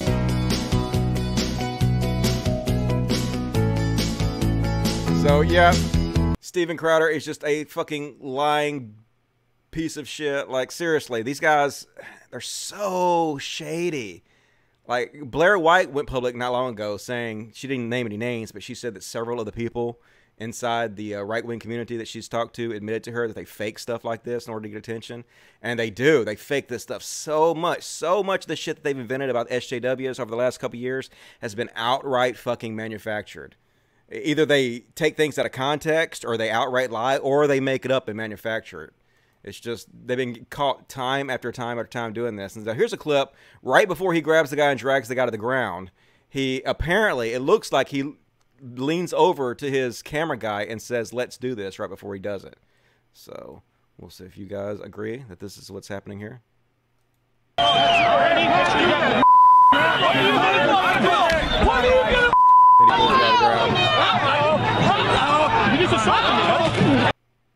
So it looks like he says that. Hard to tell. I mean, if it didn't have the fucking text up there saying let's do this, I probably would have known that's what he said. So I don't know if that's good enough evidence for that. I will admit that I am not convinced by that particular evidence, but very possible, very, very, very possible he grabbed that guy and dragged him to the ground. At least that's what the guy thought. And he, you know, manufactured the whole thing to paint himself as the victim, to paint the left as violent, and that's what these people do over and over and over again. And this is very important to remember, because this is going to come up again in a second. This is a theme of today's show. We're going to see about people on the right faking attacks on themselves to blame the left on. But first off, let's read the super chats. Super chats. Yep. Let's see here. Where are we at? Okay. Supreme King $1.99. Hey Dusty. Hey Supreme King. How's it going? $4.99. What going on, man? What's going on, dude? Oh yeah, I figured that out last time. What's going on? I sounded it out. That aside, any thought on Trump wanting to put Bibles in schools? I am so shocked that Trump wants to put Bibles in schools. I hadn't actually heard this, but hopefully he will get fought tooth and nail on it, because that's absolutely not something that should happen. I miss the angry cussing Dusty videos. Yeah, I'm growing up a little bit. I'm trying to be more respectful and trying to word things in a way that is more beneficial to society and doesn't just attract the lowest common denominator. So I'm working on improve myself. But yeah, thanks, appreciate that. Ray doing $5. TJ blocking people who never interacted with him shows that he is the snowflake trying to carve out his own safe space. Yes, absolutely. That's about as safe space as it gets, right? You know, blocking people who have never even fucking said a word to you. I literally have 0 people blocked or muted on Facebook or Twitter. I take you guys shit all day long, every day, and I've done it for 10 years. There has not been a single day in the fucking past 10 years I've done my channel where people have not shit on me from the moment I wake to the moment I go to sleep at night. All day, fucking every day, and I will drink that shit in like a milkshake. That's just delicious to me, because like when you're getting flack, you're over the target, right? I don't worry about that shit. And also, like, a lot of the shit I take is constructive criticism. A lot of the things I do are wrong and dumb because I'm a flawed monkey man, right? And so I need people to set me straight. You know, I need people to guide my ship sometimes. And if you block them all out and don't listen to them, then how are you ever going to grow as a person? So I don't know. I think people's data, even when they disagree with me, is very valuable, because it kind of shows you what people are thinking about you, why they're thinking about you like that, and you know, how to course correct. So you're doing yourself a disservice, TJ, by eliminating that data from your mind. But good. Go ahead, do it. You know, you're only hurting yourself. Decoy Sheep, $10. Wow, when you're right, you're right. Take my money. All right, well, do. Thank you, Decoy Sheep. That's very, very kind of you. Appreciate that. HS Ross, $10 Canadian. I know you said you don't want fans who use the word cuck ironically, but what about saying that broke right-wingers are being cucked by big corporations? The analogy seems to fit right there. Yeah, I still don't like that word. The modern use of the word cuck is actually racist. It really is. Now people are like, Dusty, that's ridiculous. You don't have to be, you can be fucking black and be a cuck. A cuck doesn't have anything to do with race whatsoever. You know, cuck is a word that came from the word, you know, cuckoo, that is about birds, and it's a word that's been around for, you know, 1,000 years or whatever, and it has nothing to do with race whatsoever. I get that, okay? That's what you're doing is a fallacy, though, called the genetic fallacy. words change, the definitions change, and they're used in different contexts. And the current context of the word cuck was started on 4chan as an insult for people who like watching interracial porn and whatnot. Basically, they're saying, you're such a fucking cuck, which the reason it's such a bad insult is because the idea behind it is that you're so pathetic, you would let a black man sleep with your woman, which is, to these people, to these races, that's the lowest you can possibly get, to letting a black man who they see as subhuman have sex with your woman. You're like beneath an animal to them. That's what the racists use that insult as. And that's the way the insult cuck got its start it got popularized in that way on 4chan, and that's how it started getting used again. Like, it wasn't like a huge insult used against people for hundreds of years, and then suddenly it became very popular because of this reason. So it's the racist roots of this word and the modern use of it that I have a problem with, and I don't really feel comfortable using it. And I just think it's silly anyway. It's overused. I prefer to be slightly more original. But thank you for that. DDog215, $5. He says that the anti-SJW channels aren't alt-right, but he himself has pushed a great replacement. I guess you're talking about Paul Joseph Watson, and yes, Paul Joseph Watson has pushed great replacement, white genocide, conspiracy theories. A lot of his content is either directly lying, misleading, or cherry-picking to make Muslims and immigrants look bad on purpose in order to spread hatred and fear towards them to his audience, which contains lots and lots of unstable people who are going out there and acting on his lies and misinformation and committing violence, which it's not amazing. Suboptimal, in my opinion. Love you, Dusty. Positive vibes. Positive vibes to you, Valley Athlete. Very kind. Appreciate that. Rave doing $5. Theocracy of political correctness is a complete contradiction. Also, everyone deals in identity politics. Yeah, for real. Like that Dave, what is his name? Dave, I can't even remember what the fuck his name is. But he's like a tradcon now, a Christian tradcon. Like, Christians are the largest group of identity politics in the world, right? Pretty much. So to think that he's not involved in identity politics is just absolutely ridiculous. It shows the cognitive dissonance they're working with. And DDog2015 says, does our inherited social behavior mean that any form of identity politics is human nature? Yes. Yeah, our tribal nature makes it like that. And identity politics is not necessarily a bad thing. It's not bad to recognize the different trends in our society and how our society treats other people based on tribalism, and use that knowledge to help inform your decisions. That's the logical way to be, in my opinion. So thank you for that. $2 Rave Dubin. Dusty, you need a producer for all the prep work. Yeah, but we all know how it turned out last time I had to try to get a producer, so I just need to do this stuff by myself. I'm doing pretty good overall, I think. I mean, for a 3-hour show, doing it all by myself, I'm keeping it running pretty smoothly, all things considered, so appreciate that. Jason, missed. John Baker, $2, gave me some Chinese text. I don't speak that, but a schooner is a sailboat. Did I say schooner instead of Laura Schumer? Not surprised. I say a lot of words wrong. I also say, like, I know that it's the Koch brothers. I know that's how you pronounce it, but I say Koch brothers because I think it's funny. I think it's funny to pronounce things wrong sometimes, and so I do it on purpose, just because it's an inside joke. So, anyway, thank you for that. Jason Ashby, $20 Canadian. Thank you for that. Hello from Florida. Hello. Oh, from the Florida of Canada. Okay. Southwest Ontario. Dusty, may I please have your email address? It's cultofdusty2@gmail.com. That is cultofdusty, the number 2, @gmail.com. I don't Twitter, Facebook, and would like to contact you. Amazing Atheist, do the dishes once in a while. That's right, Amazing Atheist, do those dishes. Appreciate it, Jason Ashby. I look forward to hearing from you. DDog2015, disgusting. I don't know what you're talking about, but I'm sure it was disgusting. I think I sometimes say disgusting instead of discussing. Brain fart. It's hard to do a show. Words are hard. 3 hours of talking, dude. It's like doing a concert, like running a marathon. After I do these shows, I'm fucking exhausted. I like lay down and fucking smoke weed and just relax the rest of the night. Hope you guys appreciate this. Natalie T, $5. My right-wing friends all love low-effort cringe comedy. How do you fight bad taste? Just make fun of them for it. I guess, maybe give them something better, more highbrow. Hope that they come around. I don't know. Mocking seems to work pretty well, so that's what I'm going for. $2 from D-Dog. Even TJ called him out for this. Yep, I guess you're talking about rationality rules, I'm assuming. And yep, even TJ called out rationality rules, so good that TJ is on the right side of this issue for a change. When so many others in the skeptic community took the exact wrong side, they showed their true colors. Surprising that TJ had a halfway decent take. Hypatia gave me $20. Thank you, Hypatia. That was very kind of you. Everyone should watch Eric Klopper's circumcision presentation. It will completely blow your mind. I don't know what that is, and that sounds fucking awful. But you gave me $20, so I'm going to say, yes, everybody go out there and watch Eric Klopper's circumcision presentation. Don't know what that's about. That sounds like nightmare fuel, but go for it. Thank you, Hapasha. And a darn from Alfredo Gonzalez. Like your use of the word cringe. It usually applies. Yep. It works really well. It's hard to stop using it when it's such a versatile word that works in pretty much every situation I put it in.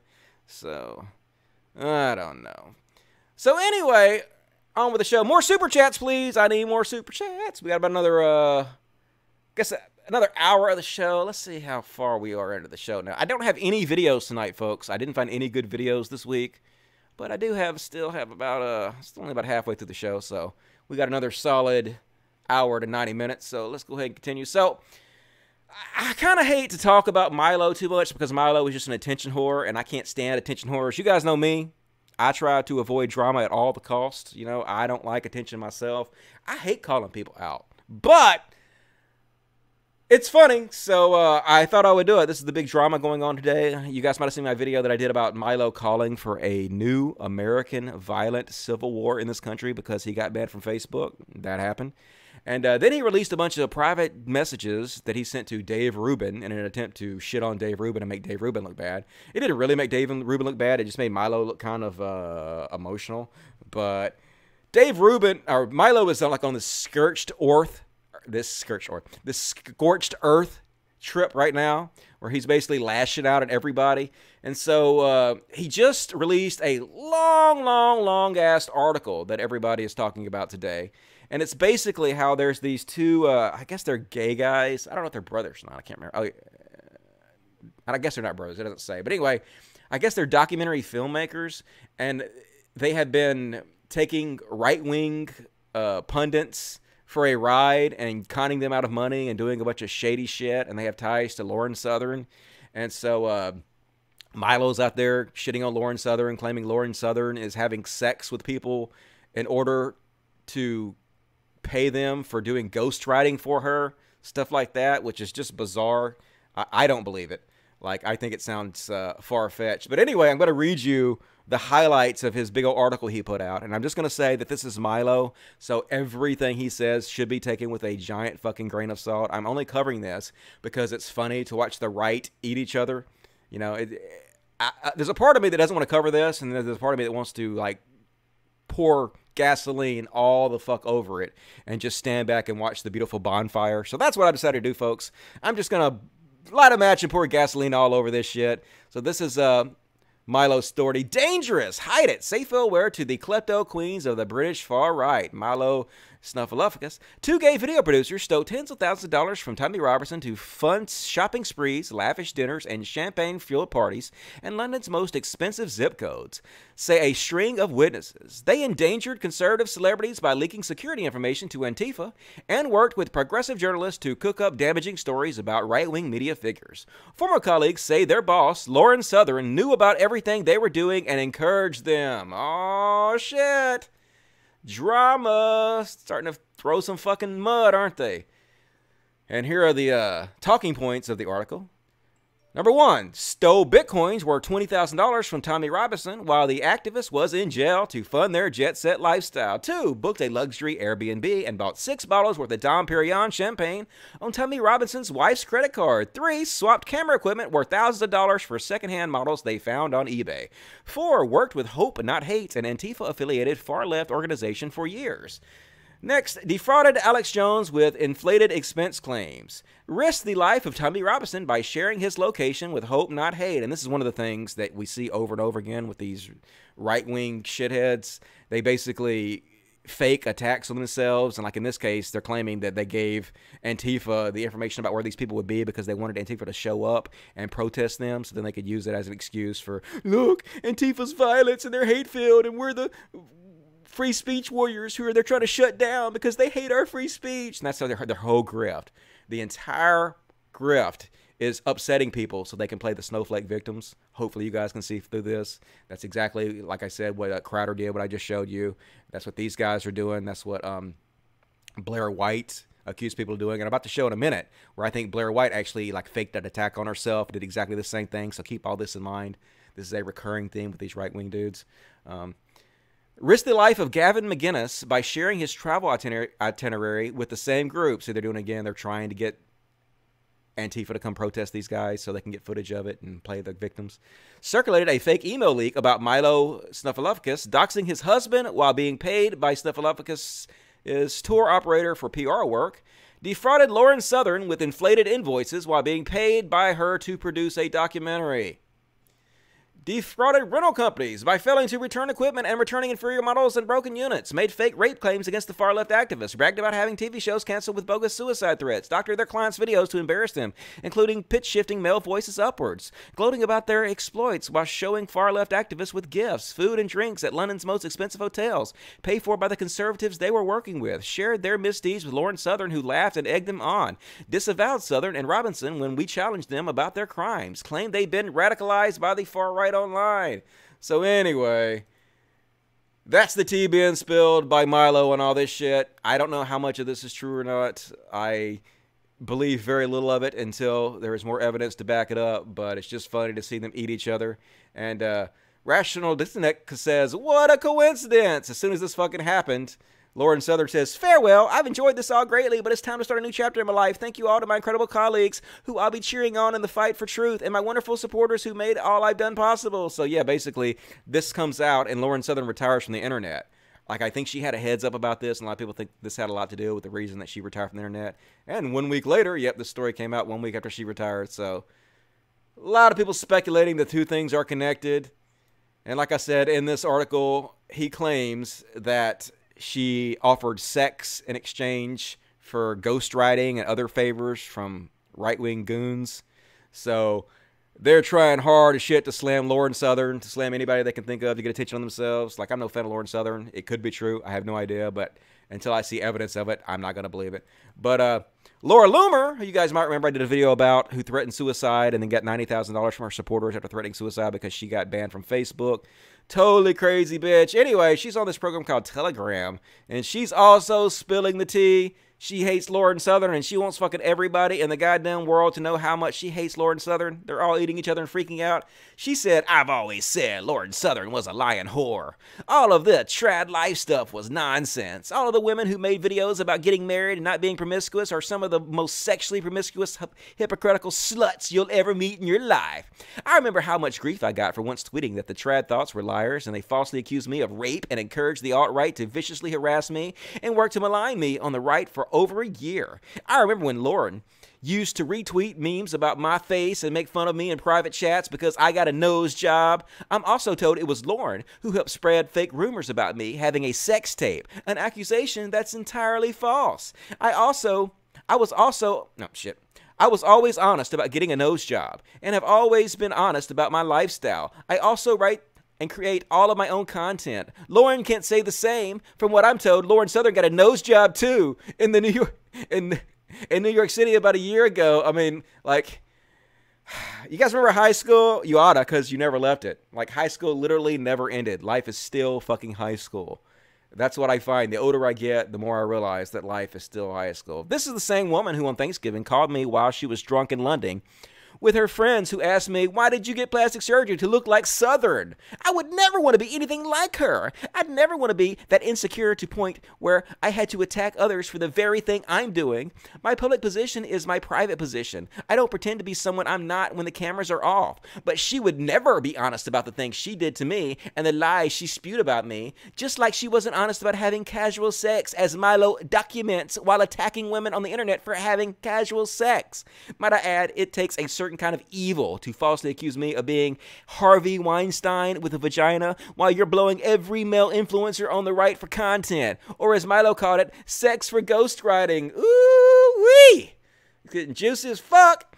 I will never forget the things some of these people did to me and how they made me feel. In life, you can move on, but you never forget. Holy shit, man. These are some better motherfuckers, ain't they? They got some bad, bad feelings between each other. They all feel betrayed.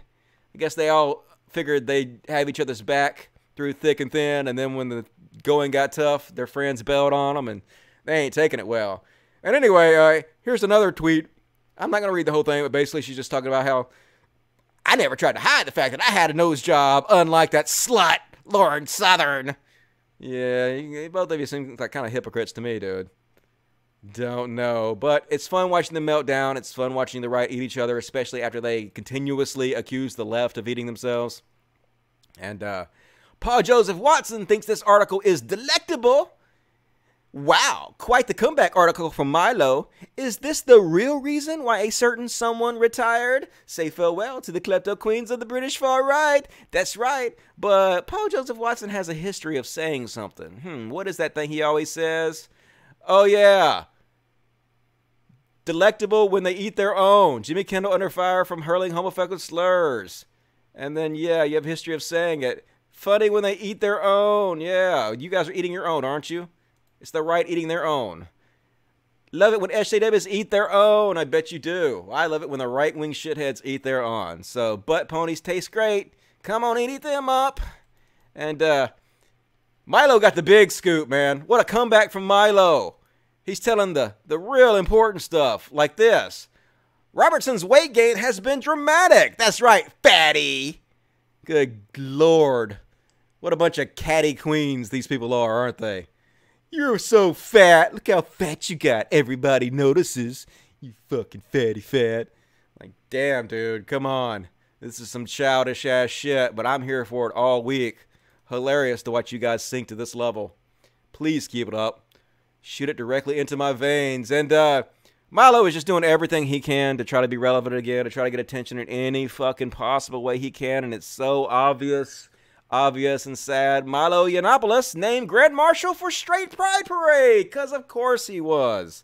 Why wouldn't you pick a flamboyantly gay dude to be the leader of your Straight Pride Parade? And it's exactly like this. Marilyn Manson now going door to door trying to shock people. We see right through you, Milo. That's all you're trying to do, man. You're just trying everything you can possibly do to upset people and stay relevant and get attention. But it's sad. No one cares about you anymore, Milo. Give it up. Actually, don't give it up. Keep it up. Keep up what you're doing because it's entertaining, and I will be here for it to make fun of you continuously about it. And I think my audience will enjoy that. And so next up, we're going to talk about Blair White and how I believe Blair White might have faked the attack on herself. Looks like a year and a half ago. This is one of the things that helped her get really popular and famous too. This went viral. It was seen all over the place, and it was posted in right-wing blogs and websites and shit. And as we've already seen with the two gay brothers who told Antifa where Tommy Robinson was going to be to try to fake a altercation, and as we've seen with Steven Crowder, who looked like he pulled the guy to the ground to fake an altercation, and Blair White mentioning that people fake stuff all the time like this, and it appears to me that's exactly what she's done here too. So we're going to take a look at this video where Blair White supposedly was attacked, and I'm going to go through why I think there's a very good chance she might have staged this entire thing just to get attention for herself. So first of all, what happened was her and her boyfriend decided to go to a anti-Trump rally. And the anti-Trump rally was divided. There were Trump supporters on one side, and there were the anti-Trump supporters on the other side. And the police was doing their best to keep them separated. But Blair White was just trying to get footage, trying to get footage to make it look like the left are violent and they hate fucking Trump supporters. So she basically crossed the barricade to go over and try to start trouble with the anti-Trump people. And let's see if I can find exactly where that happened. And also, I'll point out that her boyfriend has a history of doing prank videos and stuff and working with people who make prank videos. So it appears to me, this is what it appears to me. It appears to me that this guy is working with her boyfriend. I don't know if this is true or not. This is all speculation on my part. But even if he's not, what happens here is this. These two guys look at each other, sort of, like they're giving each other a symbol or something. And then this guy reaches down when the camera turns. The camera turns away as up by cue. He reaches down, he grabs her hat, and he throws it at another person. Now, the other person is standing over here, does not know what the fuck is going on. He thinks that she has taken her hat off and thrown her hat at him. So he starts stomping on her hat because he thinks that she's just trying to start trouble with him and throwing her hat. So she dives down at his feet to get the hat, and he accidentally steps on her finger and breaks her nail when she dives at it. So the guy didn't do anything wrong. He thinks that he's actually like, what is going on here? I have no idea what's going on. He actually thinks they threw a hat on him, and he's just trying to stomp on the hat. And she jumps down and inadvertently get stepped on, and they pretend like she's the victim here, and they violently assaulted her. So let's take a look. This is what happens. Now watch this guy, and watch the camera turn, and watch it all. And they're bullshit. What So are they? he kind of leans up, and then as soon as he leans up, the camera turns like he knows what he's going to do. And then he's grabbing her hat right now, and then he's throwing it. And so he just grabbed her hat, and he threw it, this guy. And so she runs over. So this guy gets the hat thrown at him, and he doesn't know what the fuck's going on. He's just standing there, and he gets a hat thrown at him. And so he starts stomping on the hat, and she jumps down and basically shoves her hand down under his foot and gets stepped on, and then blames the left for attacking her, basically. Yep. We see guy stomping because you guys threw a head at him. And there you go on your knees. Threw it at me. And he's like, yeah, he has no idea what the hell's going on. He thinks you guys he said you threw your hat right at me. Okay, he's not trying to be violent. He thinks that they're fucking with him. You threw it. Give me the hat. Give me the hat. It's mine. Don't throw it. I didn't throw it. He threw it. They ripped it off my So anyway, even if the guy wasn't part of their plant, basically all this is some dipshit grabbed her hat and threw it. Like I said, if he wasn't part of this hoax that they put together, which I think there's a very good chance he might have been. But either way, this is not an example like she used it of being as the left being fucking violent and shit. She literally jumped under the guy's foot and got stepped on. And so then she's standing out here on the street, and apparently, according to her, somebody runs up and throws a drink of some type, some kind of alcohol in her face, and then runs off. But this looks incredibly fake for several reasons. For one, she doesn't edit here. And she's never explained why this video was edited like it is. She stops the video, and then when she starts it back, the video has jumped ahead a couple seconds for some unknown reason. And then also, the way her boyfriend reacts, her boyfriend is the one filming this, he does not react in the way anybody would actually react if somebody came and threw a drink in your girlfriend's face. It could have been acid. You have no idea what it is. You have no idea what just happened. You would you would react differently if if it happened in real life. I think your reaction would be way different. So anyway, let's take a look. Okay. I can't see where I'm aiming. I know, just keep it aimed like that. Okay. And then when you want to aim it down, you can. Okay. Ready? Yeah. Okay, so first of all, I had no idea there was even going to be a protest. First of all, it was like a male feminist came and stomped on my hand. I was trying to get your hat because he threw your hat. A male feminist stomped in my hand. No, you ran in there and you threw your hand under his fucking foot, dude. How you gonna blame him for that? Right off my... Oh, see there? So came and threw a drink. Now the guy doesn't stop filming at all. Oh my God! He doesn't put the camera down. He doesn't go over there and film the person. He doesn't run after the person. It could have been acid. You have no idea what the fuck it is. But he keeps filming. He keeps filming almost like it's fucking planned and staged. Hey! Oh my! It's burning really bad. Oh my God! Actually. It's burning so bad. Oh my! It's burning really bad. Oh my God! Actually. It's... Hey! So look at this edit they did. So she stops it, and she stops it supposedly to show you the person that threw the drink in her face. That's supposedly the reason that she stopped it. But it's weird, when she starts it back, the person disappears and is way over here. A couple of seconds is missing. Why? Why did she edit it like this? Why did she edit this 1 or 2 seconds out? Like, I don't know. Is it because maybe the person got caught on camera, their face, or I don't know. It's very suspicious. But watch. Like, pause it here, and then almost start it again, and watch how it jumps ahead a few seconds. Boom, see? Oh, see that person gone? They disappeared. They're down the road. Why? Why is that edit there? Very strange. Oh my! Hey! Yep, see how they're way down the road now. Oh my! It's burning really bad. Oh my God! Actually. It's burning so bad. Oh my! Oh my God! Oh my God! Oh my God! Yeah, this is horrible acting, in my opinion. Neither one of these people are acting in a realistic manner. You have no idea what could have been thrown in your face. It could have been fucking acid. You know, could have been pepper spray. You have no you would immediately try to find something to wipe it off, go to the bathroom. He would have thrown his camera down probably and chased after them, I would think, instead of just filming it all. And of course, like I said, the way they edited it. Is it on my face? I'm freaked out about what it is on my face, Joey. Is it in my eyes? What? Babe. They edited it again there. So anyway, this entire thing looks incredibly fucking fake to me. And as we've seen before, these people have a history of doing this. Like I said, a lot of the shit that gets put on SJWs in the left is completely manufactured by the right in order to make money. They're completely fucking shameless grifters in the worst possible way. And I actually was supposed to go on her show at one point, and she messaged me and she asked me to go on her show, and then I basically said, okay, but if I come on, I'm going to ask you about this. I think you faked this footage. I think you faked throwing a drink in your face. I think you faked the whole hat thing, and I'm going to call you out on it and talk to you about it. And I never got on her show, that's for sure.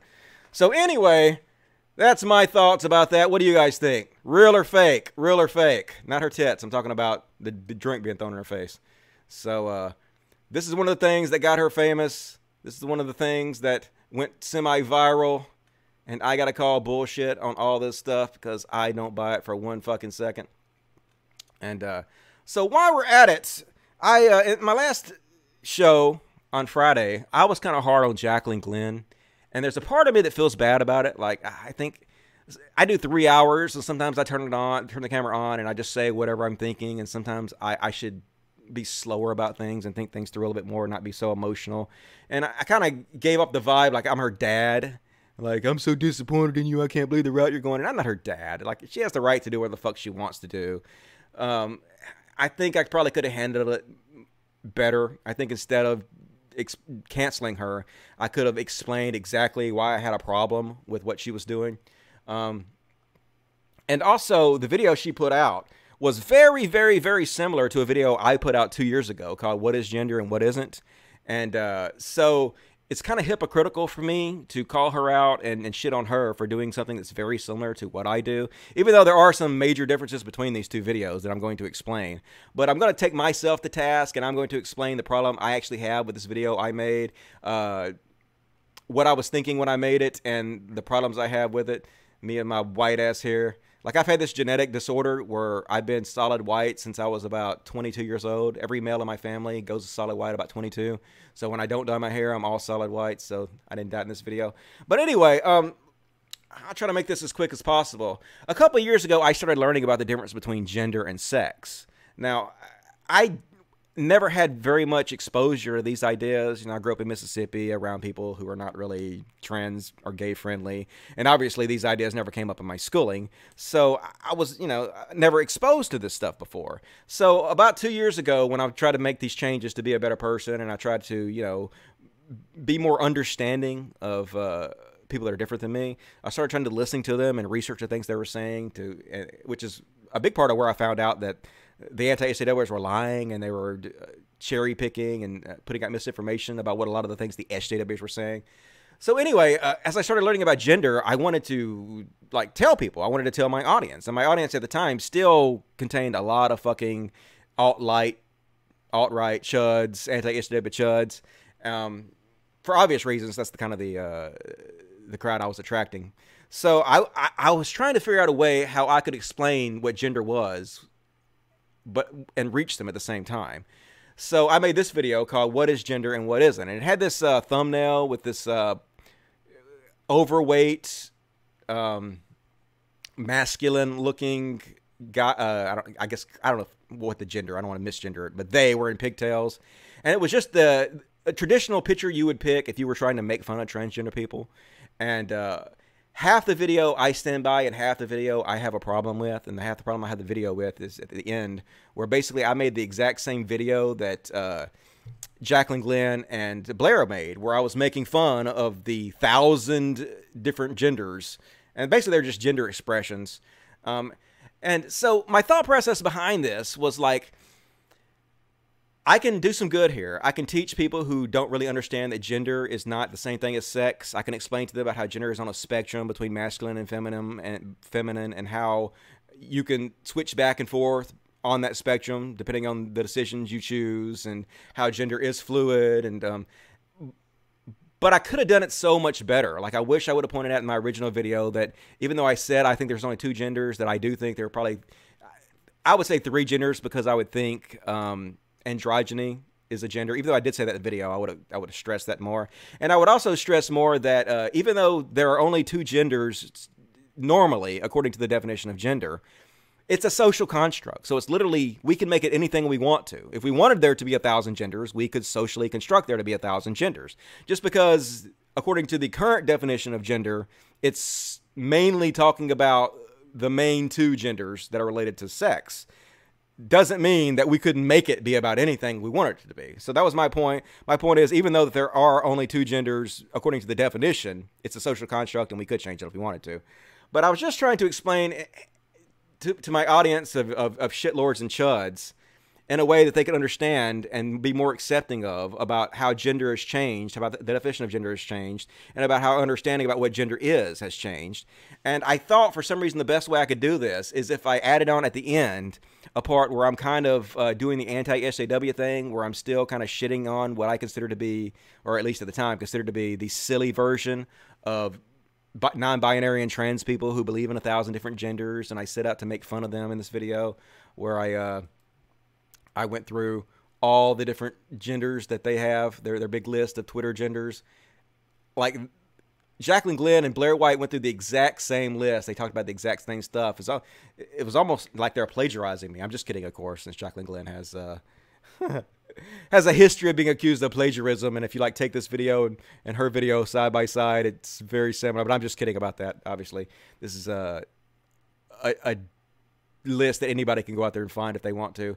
But I understand now that all I was doing was I was adding to this atmosphere of SJW hate that has directly affected the trans community. You know, the trans activists and the trans community have been lumped into this SJW category, and so a lot of people have been treating them with disrespect or treating them as jokes and treating all this stuff as jokes because they got all lumped in together. They're just evil SJWs who are trying to make us say silly pronouns and are trying to hate on our free speech, and, you know, they just the bullshit narrative.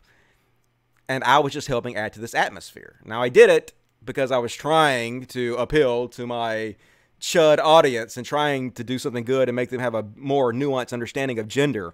But I wish I could go back and undo it. But this was 2 years ago. And doing this exact same material now is way worse than it is doing it back then. And doing this material now with somebody like Blair White, a right-wing idiot who has a history of being not... let's just say, not a very big ally to the trans community. She has shit on the trans community repeatedly, even though she's trans herself. She's shit on other trans people. She's been a bully to the trans community. She spread a lot of bad misinformation about the trans community. She absolutely has helped spread hate about the trans community. And being a part of a video about like this in 2019 is pretty shit-tacular, in my opinion. Especially now, how I pointed out over and over and over again, the government is cracking down on trans people like they never have before. Can't even, be a homeless trans person anymore. That's how much they're cracking down on this shit. So it's a time period right now. It was like that 2 years ago when I made my video too, but it's much, much, much more like this now. We have a much more understanding. Trump has been in office 2 years, and we have a much better understanding of how he plans on guiding the country and what policies he's going to put in place towards trans people. So it was not acceptable when I did it 2 years ago, but it's especially not fucking acceptable now. And I wish I would not have done this. I wish I would have left this part of the video off. I wish I would have been better in the other parts of the video. I wish I would have done it better. But, you know, at least I was trying to change. At least I was trying to give everybody a nuanced view of the changing view of gender, especially in the social sciences. I just did it imperfectly in a way I would no longer do. So... yes, if I'm being honest, my video was very similar to the one Jacqueline Glenn did, and I shit on her for it, and I kind of apologize a bit for being so hard on her. I should have explained better, I think, and been less emotional about the whole thing, and maybe I could convince her not to be involved in that stuff anymore if I was nicer about it. Or maybe not, you know, maybe being mean and ridiculing is the way to go. I don't know.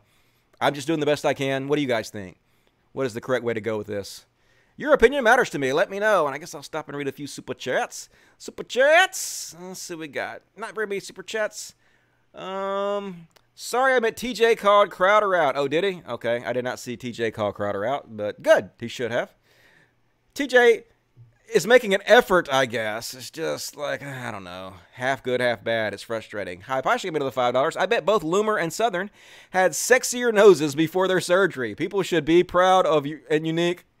Proud of unique and distinguishing noses. Yeah, true story. I mean, if they feel comfortable about their plastic surgery, that was another thing I said about Jacqueline, as I mentioned her plastic surgery, and that was uncool of me. Like, I pointed out how she's changed and how her looks have changed, and that has none of my business. That absolutely is none of my business in any way. I should not have said that. I withdraw that comment. She is any plastic surgery she had is totally her fucking business. It is not my place to have an opinion about that or call that out. I should just focus on her policies and what she's saying, her words, and her, her statements. Taking it to a superficial level is wrong of me, and I need to be better than that. And D-Dog 2015, $2 says, Milo's a self-hating gay. He said so on Rogan. Yep, I can definitely see that. A lot of those guys are the same. A lot of gay people are like that. That's why a lot of them are so homophobic, right? They're self-hating gays. So many of those conservative guys are the same way. They're like a classic. You can just point them out. All right, Shane, give me $1.99. Most embarrassing sexual encounter. Oh, shit. Okay, one time, So I met this girl on the internet, and I thought, gosh, she was so beautiful. One of the most beautiful women I'd ever seen in my entire life. And I wanted her so bad. I wanted to fucking be with her. So I pursued this girl for like a year, man. Hounded her, pursued her. Was such a chump, really. I didn't do it right. Like, if I'd have known then what I know now, I would have gone about it complete different direction. Anyway, so I finally got her attention, and I finally got her to agree to go out with me. She lived in another town. She lived in Nashville, which was a couple hours away from me. So finally, I start driving to Nashville to meet up with her, and I'm going to spend the night there and hang out with her all night, get a hotel room and whatnot. And on the way there, my dumb ass decides to stop and eat a Chinese buffet at this fucking disgusting hole in the wall about halfway between my house and her house. And I got fucking the worst food poisoning of my entire life. And so we have an amazing fucking date, like one of the best goddamn dates of my life. And so we go back to her house, and we put a little mattress on the ground, and we're going to have sex. And, oh, man, she looks so hot. One of the best-looking girls I ever seen. And she had this tight shirt on, and she was wearing her fucking panties, and I was so into it. And I had diarrhea like I had never had in my entire life because of the food poisoning. It was insane. And I was, like, literally so embarrassed. I didn't want to go to the bathroom and take a shit and stink up her bathroom and whatnot because I was just humiliated. So I basically just sat there and, like, squeezed the diarrhea in the whole time for hours and hours, just sat there clenching my butt cheeks and trying to squeeze the diarrhea in. And I squeezed the diarrhea in so hard that I could not get an erection. She was literally giving me a blowjob, and it wouldn't get hard, and she was trying to put it in, and it wouldn't get hard because I was clenching the diarrhea from my butt cheeks so hard. Could not fucking get that thing to be erect. And so she sat there and she sucked on it for a while, and then I was just so embarrassed, and I was like, this ain't gonna happen. I'm sorry. I'm so sorry. I was so embarrassed. And then I left it the next day, and she never saw me again. She literally never fucking saw me again, and I don't blame her. I should have just said, damn, man, I got diarrhea really bad, and I should have gone and got rid of it in the toilet and just, that would have been far less embarrassing than what actually happened. So anyway, yeah, that's my most embarrassing sexual experience. So, you asked. Told you I would not dodge it. And, yell thumbnail. Thumbnail! All right, Newberific, $2. Thank you. More super chats, please. We're, let's see, 2 hours into the show. Got about an hour left. Gonna finish it up with some more stories. And, yeah, Charlie Kirk, you might want to talk to your girl. I love how inconsistent these guys are. Here's Charlie Kirk from Turning Point USA. This is your daily reminder that it is a mainstream position among 2020 Democrat candidates that domestic terrorists like the Boston bomber deserve the right to vote from prison. The left has become dangerously radical. 2,700 likes, but you might want to talk to your girl, man, because according to Candace Owen, after visiting prison facilities last week and speaking with the inmates, I feel passionately that they should be allowed to vote. I also feel passionately that if they could vote, they would be voting against the left. I will release footage of my interviews with them next week. So, yep, Charlie Kirk, your girl is a dangerous radical. She wants prisoners to vote, and yeah, sure, they're going to vote for the right. And even if they did, is that really something you're bragging about? Hey, look at all these fucking felons, all these horrible, violent criminals. They're going to vote for the right. They love the right. That's how great the right is. The right is so great that inmates want to vote for them. That's a weird flex. Weird flex, dude, totally. And next up, this is about Bunny King. You guys remember Bunny King? Bunny King used to be a thing, but now he hides. But I've literally never even spoken to the guy on my current account. My current account, by the way, is Cult of Dusty1, Cult of Dusty1, Cult of Dusty1 on Twitter. Used to be Cult of Dusty, but something happened. Someone had me permanently banned, and I had to start over. So Cult of Dusty1. But anyway, never even spoken to Bunny King before, and he blocked me. Because these guys are fucking terrified I'm going to read their tweets and make fun of them on my show. Snowflake as Snowflake gets. That's the tweet that TJ said, no one's scared of you, old man, but I've never even spoken to the guy. Seems like he's afraid of something. And I was feeling very lonely the other night. Any of my bros out there want to play a few game of Striking Vipers X? Anybody want to play a little Striking Vipers? You guys know what that is? Haha, yeah. Either you get this joke or you don't get this joke. Probably most of you out there are like, what in the fuck are you talking about, Dusty? But then some of you get this joke and you're like, hell yeah, Dusty. I'll play some Striking Vipers. I can't even say it. I'll play some Striking Vipers X with you. Hell yeah. It'll be so sexy. As long as I get to play the girl. I think I'd be a kick-ass girl in Striking Vipers X. A little Asian girl. That'd be kick-ass. Anyway, for those of you who don't know what the fuck I'm talking about, this is an episode of Black Mirror. Why the mirror gotta be black?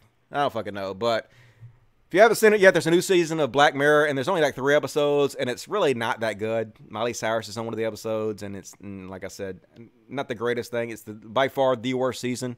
But one of the episodes is about Striking Vipers X, so you guys should watch that, and then come back and watch this joke, and then laugh, because I'm hilarious.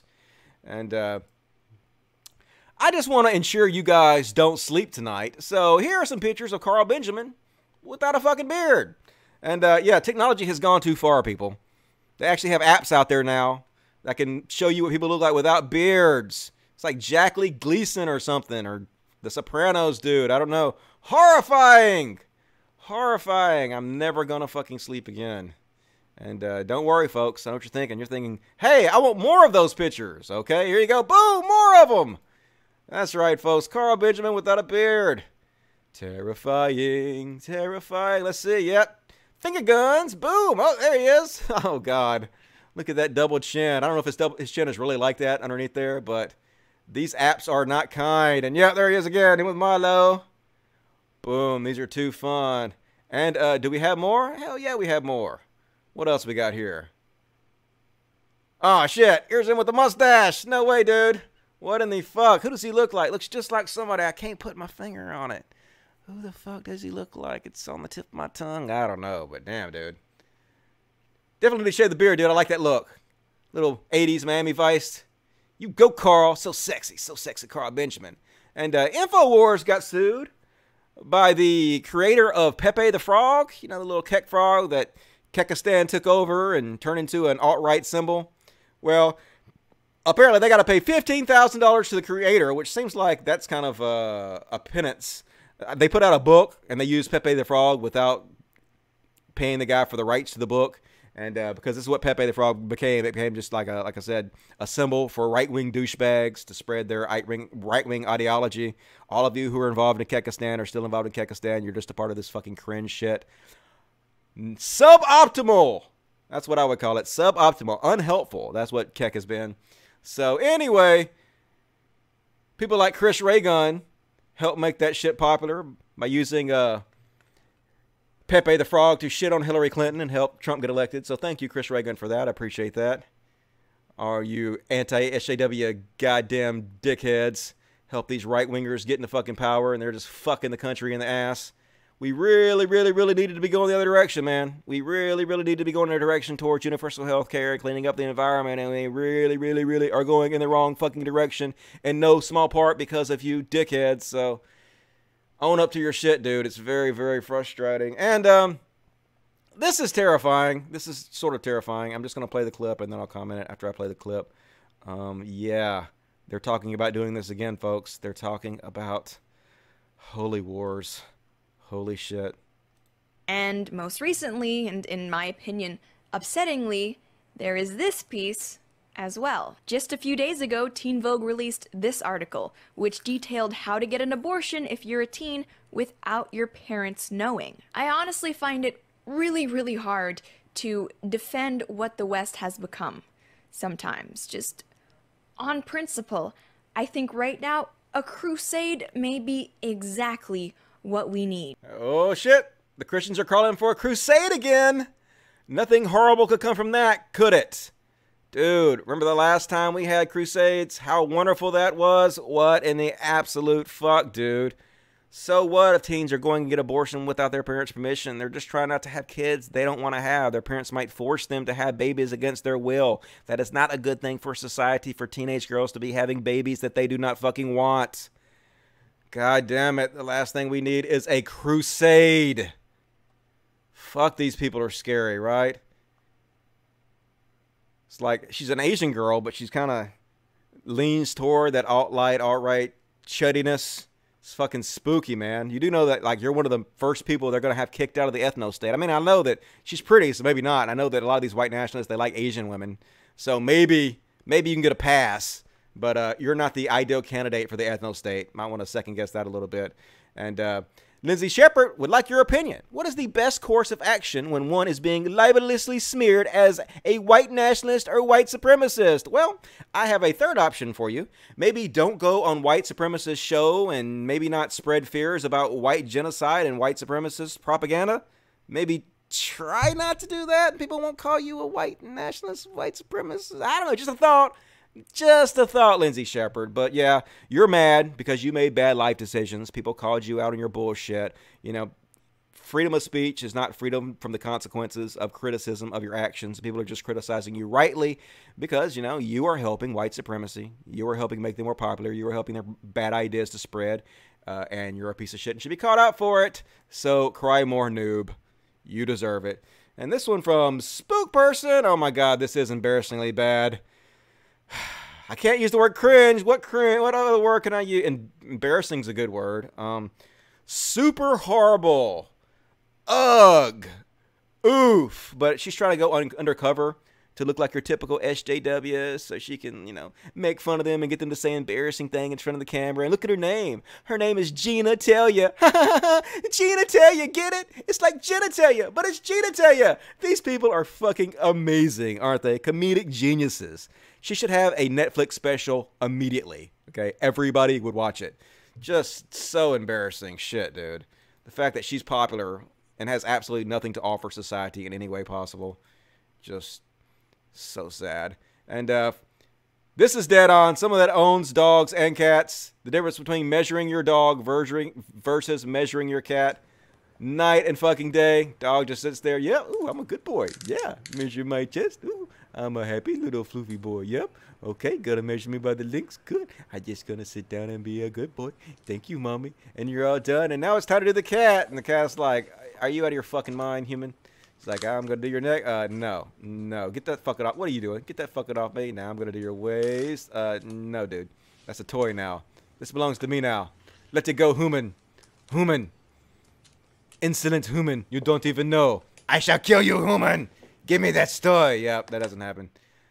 Totally different animals. Both have their pros and cons. Cats are actually a lot easier.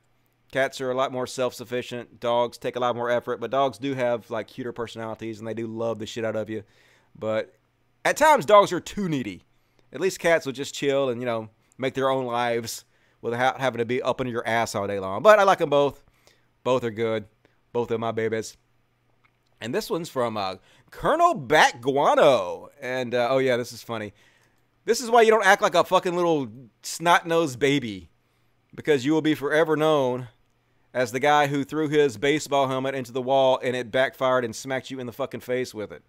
So let's watch this video. I've done stupid like this shit before too. Like I've punched walls or I threw my keyboard at the wall and broke into bits before. You know, just anger issues. It's so stupid when you do that. Whatever.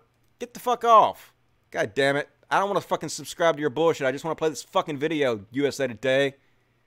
Are you going to let me play the video or not? I'm about to quit, USA Today. Just play the fucking video, dipshit.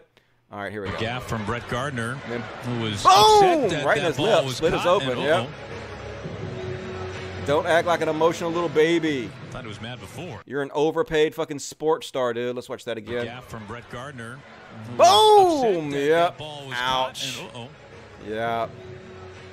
Get it together, dude. Get it together. He was mad before. Handle your problems like an adult. Some toxic masculinity. I had to throw a little fit. And this one from David Charette. David Charette. People nowadays want a participation trophy for everything. Or push the button that says there should be a straight pride parade. Which is it, folks? Do you need a participation trophy for everything or do you want a straight pride parade? Because literally every parade is a straight pride parade. Every day is White History Month. You don't need fucking a special participation trophy just because other people are doing it, right?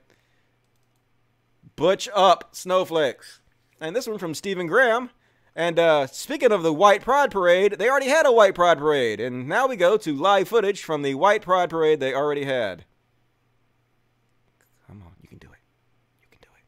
Come on. You can do it. This will be so much funnier if this worked. Come on, goddammit. All right, you guys get it. For some reason, GIFs don't work very well on here. I don't know why. But anyway, yeah, fuck off then. That was such a money content, and I fucking blew it. Oh, well, what you gonna do? I died. All right, Rational Disconnect got one. What you got, Rational Disconnect? He says, I still can't believe that Tim managed to find a hat capable of containing his galaxy brain. I know, right? That beanie.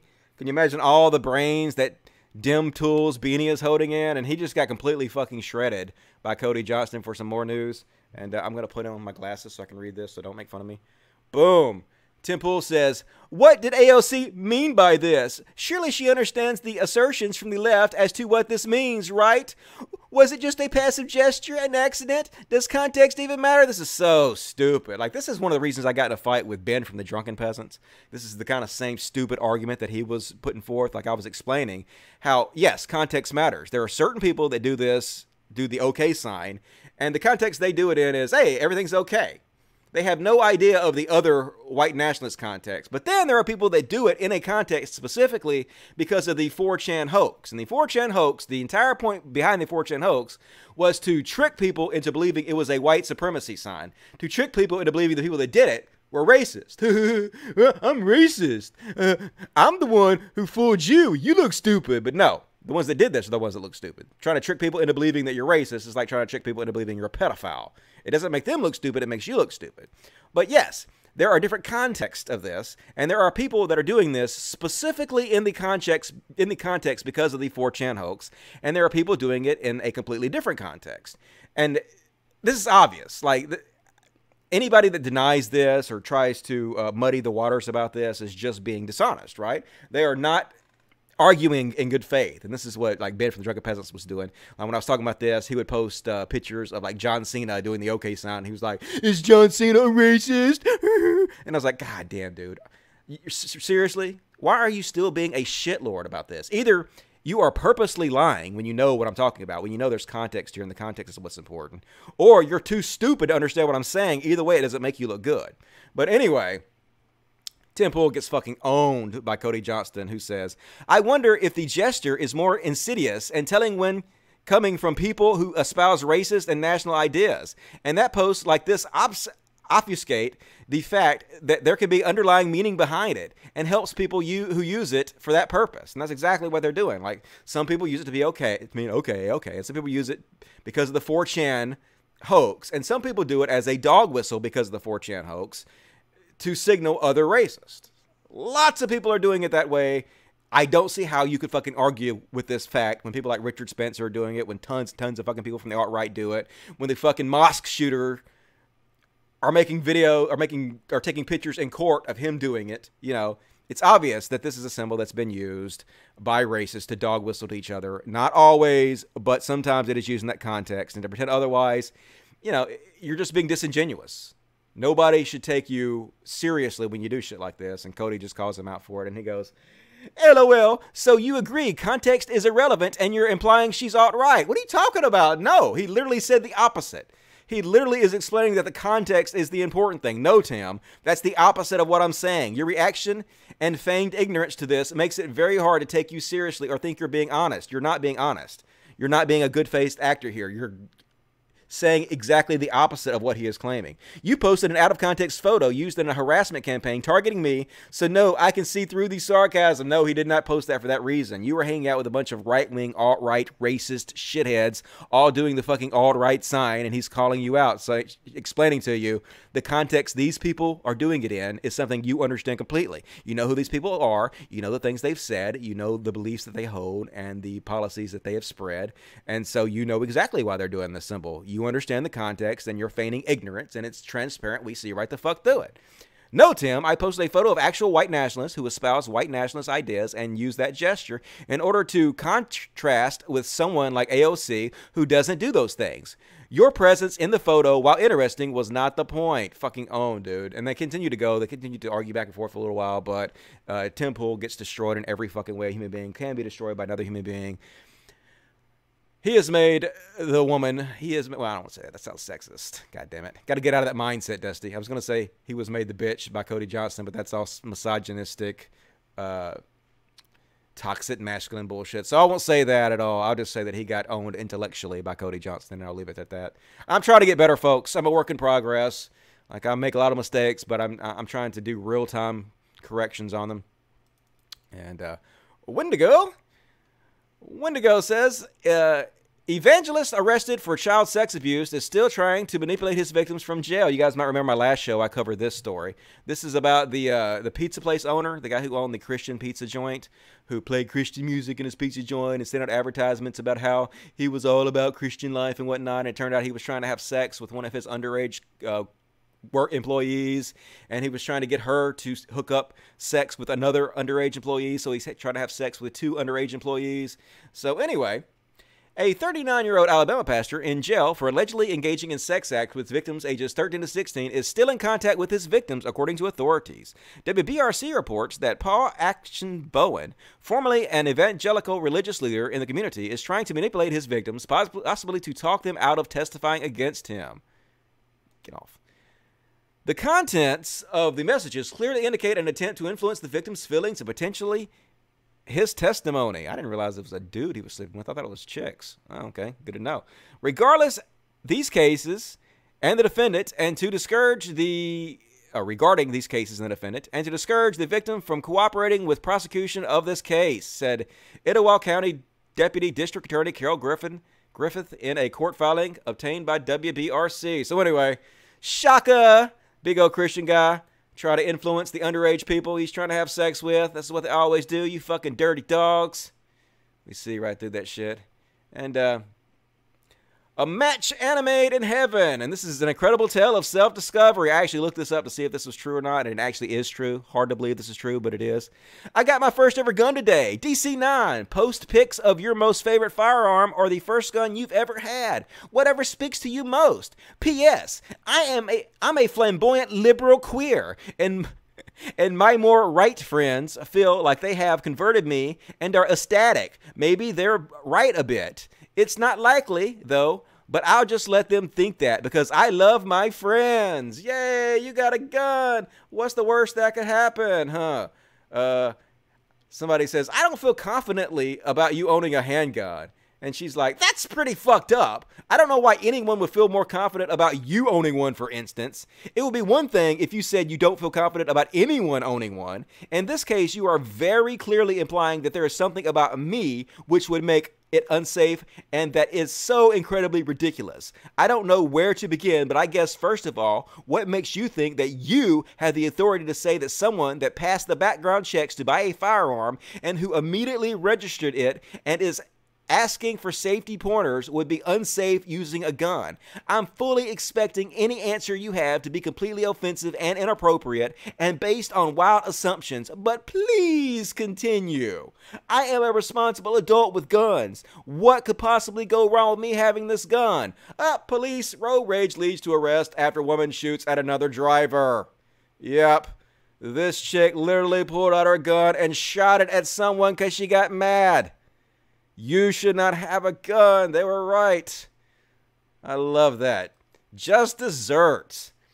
Anyway, gonna read the super chats now. Last chance to get to the super chats. I only have one more story to cover tonight. One more story, then we're gonna end the show. So, super chat me. Support the show. Get it in while you still can. Sargon looks like Nick Griffin. Yeah, he does look like Nick Griffin. You're right. That is, maybe that's who I was thinking of. Nick Griffin is, I think that's the guy from Parks and Recreations, right? The guy that plays the manly man. What is his name? Maybe I'm thinking of Nick Overton. Maybe I'm thinking of something else. I don't know. I think I'm thinking of the wrong person. But anyway, yep, he looks weird without a beard. Never shave, Sargon. Tyson Mynham, do you drink Crystal Head vodka? No, I don't drink anymore. I had to quit drinking because I acted ignorant last time I was drunk. And so about, I don't know, 6 or 7 months ago, I was like, I'm not drinking anymore, and I put the alcohol down, and I have not picked it up since. So, cold turkey. That's the way I like it. D-Dog 2015, red flag from gun owners, using guns as props. Yeah, I heard that, right? Like, I don't even like to touch my gun. I'm scared of it. Here for protection only. I hope I never fucking need it. All right, last chance to get super chats. Somebody asked me a really good question to end the night on, and I will cover one more story. This is about the Satanist Church. The Satanist Church had an amazing response to a Catholic group that claimed that gay pride is satanic. Let me just read. The homosexual agenda is but one. All right. Well, this is what the satanic. All right. Let me start here. In any case, I want to know what a Satanist thoughts about these comments. So I asked the Satanic Temple Lucien Greaves what he made of this allegation. Lucien Greaves is like the president, I guess that's what they called it, of the Satanic Temple. Smart guy. He has like this weird contact lens that he puts in. It's kind of a troll. He's trolling the Christians to make it look like he's creepy and shit when it's really just a gag. But anyway, this is his comments on whether the homosexual agenda is Satanist or not. The homosexual agenda is but one front in the satanic revolution, and I strongly suspect that its insidious temptations haunt Mr. Horvath's nocturnal imaginings, leading him to believe that he's acting in self-defense. And while there is a good deal of hypocrisy in the organized Catholic near-total silence regarding child predators in their ranks, even as they rail against the sexual preferences of those who don't necessarily claim any affiliation with them, I must agree with Mr. Horvath on this. Pride is a sin in the Christian faith, and homosexuality is explicitly forbidden in the Bible. In celebrating Pride, the LGBTQ community and its allies should make no apologies and no concessions, offer no conciliation nor comfort to those who claim indignation on behalf of their superstition. Happily, we should let the stale theocratic prohibitions of the Dark Ages recede into oblivion and abandon any effort to desperately reinterpret archaic scriptures to mean the opposite of what they clearly state. The church does not want us, and we have no need for them. The so-called law of God means nothing to us. We, who put human dignity and personal sovereignty first, wave the banner high and leave the Bible behind. Happy Pride and hell Satan, and fuck yeah. What an awesome statement, dude. Goddamn nailed it. I like the Satanic Temple. I like the Satanic Church. They don't actually worship Satan. They're actually an atheist organization, a humanist organization, and they just use Satan as a symbol to mock and troll Christians. And good organization, funny people. Even though I'm not like involved in them or anything because I don't really give a shit enough about it. So anyway, last super chats. Have you watched Death Note? It's an anime. Yes, I've seen the Death Note anime version, and I've also seen the live-action version on Netflix. And yeah, it's okay. Like I thought they were both fine. Like anime is not really my thing, but it was what it was. Makes me wish I had a Death Note sometime, but it's probably a good thing I don't have that. I'd be writing all kinds of motherfuckers' names down, and then after they died, I'd feel all guilty and shit, and probably write my name down in it and kill myself over it. So good thing I don't. Good question. Lane Magny, $3.99 for the cats. Thank you very much. I appreciate that. I was going to buy them a new cat condo, but what I might do instead is I might build like all these shelves on the wall and like carpet them and stuff. That would be way better because they can't destroy that. So I'm going to work on that. Thank you for that. Very, very, very generous. Appreciate that. Steven Contreras, $5. Have you ever thought about entering the tech industry as a coder or software developer? And how related is your tech experience to that occupation? No. I'm not good enough at being a coder or software developer. All the coding I did back in the day was just like in BASIC. I don't even know how to program in C++ or binary or you know, any of that stuff. Cobalt or whatever the fuck the languages are. So no, I could not do that. I am doing exactly what I should be doing. I should be talking for a living. I think that is my gift. And I appreciate you guys helping me to do it. You guys support means so fucking much to me, man. I really cannot thank you guys enough for everything you've done for me. It's like a dream come true being able to do this for a living.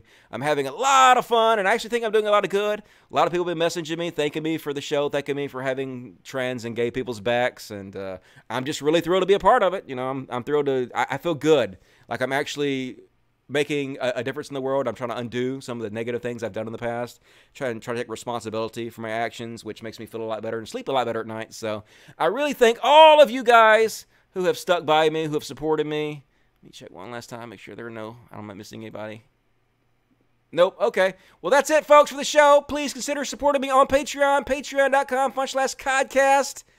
Up to $408. Dudes, $5 a month.